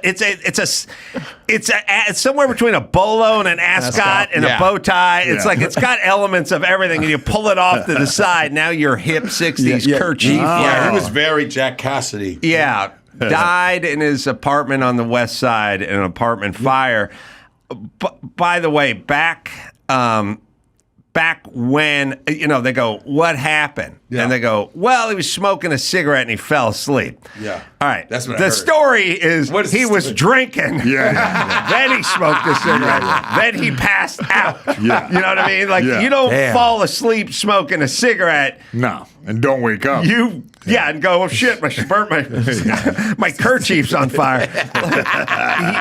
he was drinking. Yeah. I'm that's not what happened. judging, but I'm saying that let's be accurate. Yeah, People used to burn their sofas and beds all the time with cigarettes, but always he fell asleep while he was. So that was he the passed story. out while he was- Because I heard he was a raging alcoholic, and with David Cassidy, and then Sean Cassidy was his half brother. Do run, run, run, do run, run. So David was. David Cassidy wanted to be Jimi Hendrix. What? Yeah. That don't even make sense. No, I'm not saying he wanted to inhabit his body. I'm saying he wanted to rock and roll. I'm not saying. Right. You know who wanted to be Jimi Hendrix? I'll tell you who really wanted to be Jimi Hendrix. Phil Lynott from Thin Lizzy wanted to be Jimi Oh, Hendrix. really? He had the hair Black for Irish, it. The black Irish guy. He had the hair. But he wanted to be, but he just couldn't get there. The boys are back in town. Boys are back in town. I love Prison Break. Jailbreak. I love Jailbreak. Jailbreak. Oh, it's gonna be a jailbreak. Someone, because I like that the middle of it, he gives a warning to all the ladies. He's like, Yes, hey, Phil Lynott. in the middle of Jailbreak, he goes, hey, you, good-looking female. Coming back to rape your ass. Yeah, if you play Jailbreak, you will, by Thin Lizzy. He's a black Irishman. What did he do, die 26 or 7 he or died, something? drugs, and he was a half Irish. He grew up in Ireland. He wove a little road rage. You've heard of road rage. Come here. But this is road rage. He threw it in there. Hey, you. Come here. That wasn't written anywhere. That wasn't in the lyric sheets that they all exchanged. All he said was, come here. It was Yeah. like, Phil, he's like, what's the enough. problem? He's like, you just say, come here. That's it. He's like, but I was going to say, come here. I was going to, make love to her. Phil, I had this whole part about you jumping into a backyard and stealing clothes off a clothesline and swapping your jailbird outfit for the clothes that were on the clothesline, and you went right to rape. Hey, woman. What about what we agreed on in the band meeting, the part where there were some jeans hanging on a clothesline? Come here. No, I had a whole part about going to Mexico. I didn't do the rape part, Phil. You just added that. Oh, come on. It's good. It gives it more We're texture. trying to get spins on the FM dial. You understand? You want to know what's number one on the charts right now? Helen Reddy. I Am Woman. Helen Reddy. You understand, Phil? So we got to back out the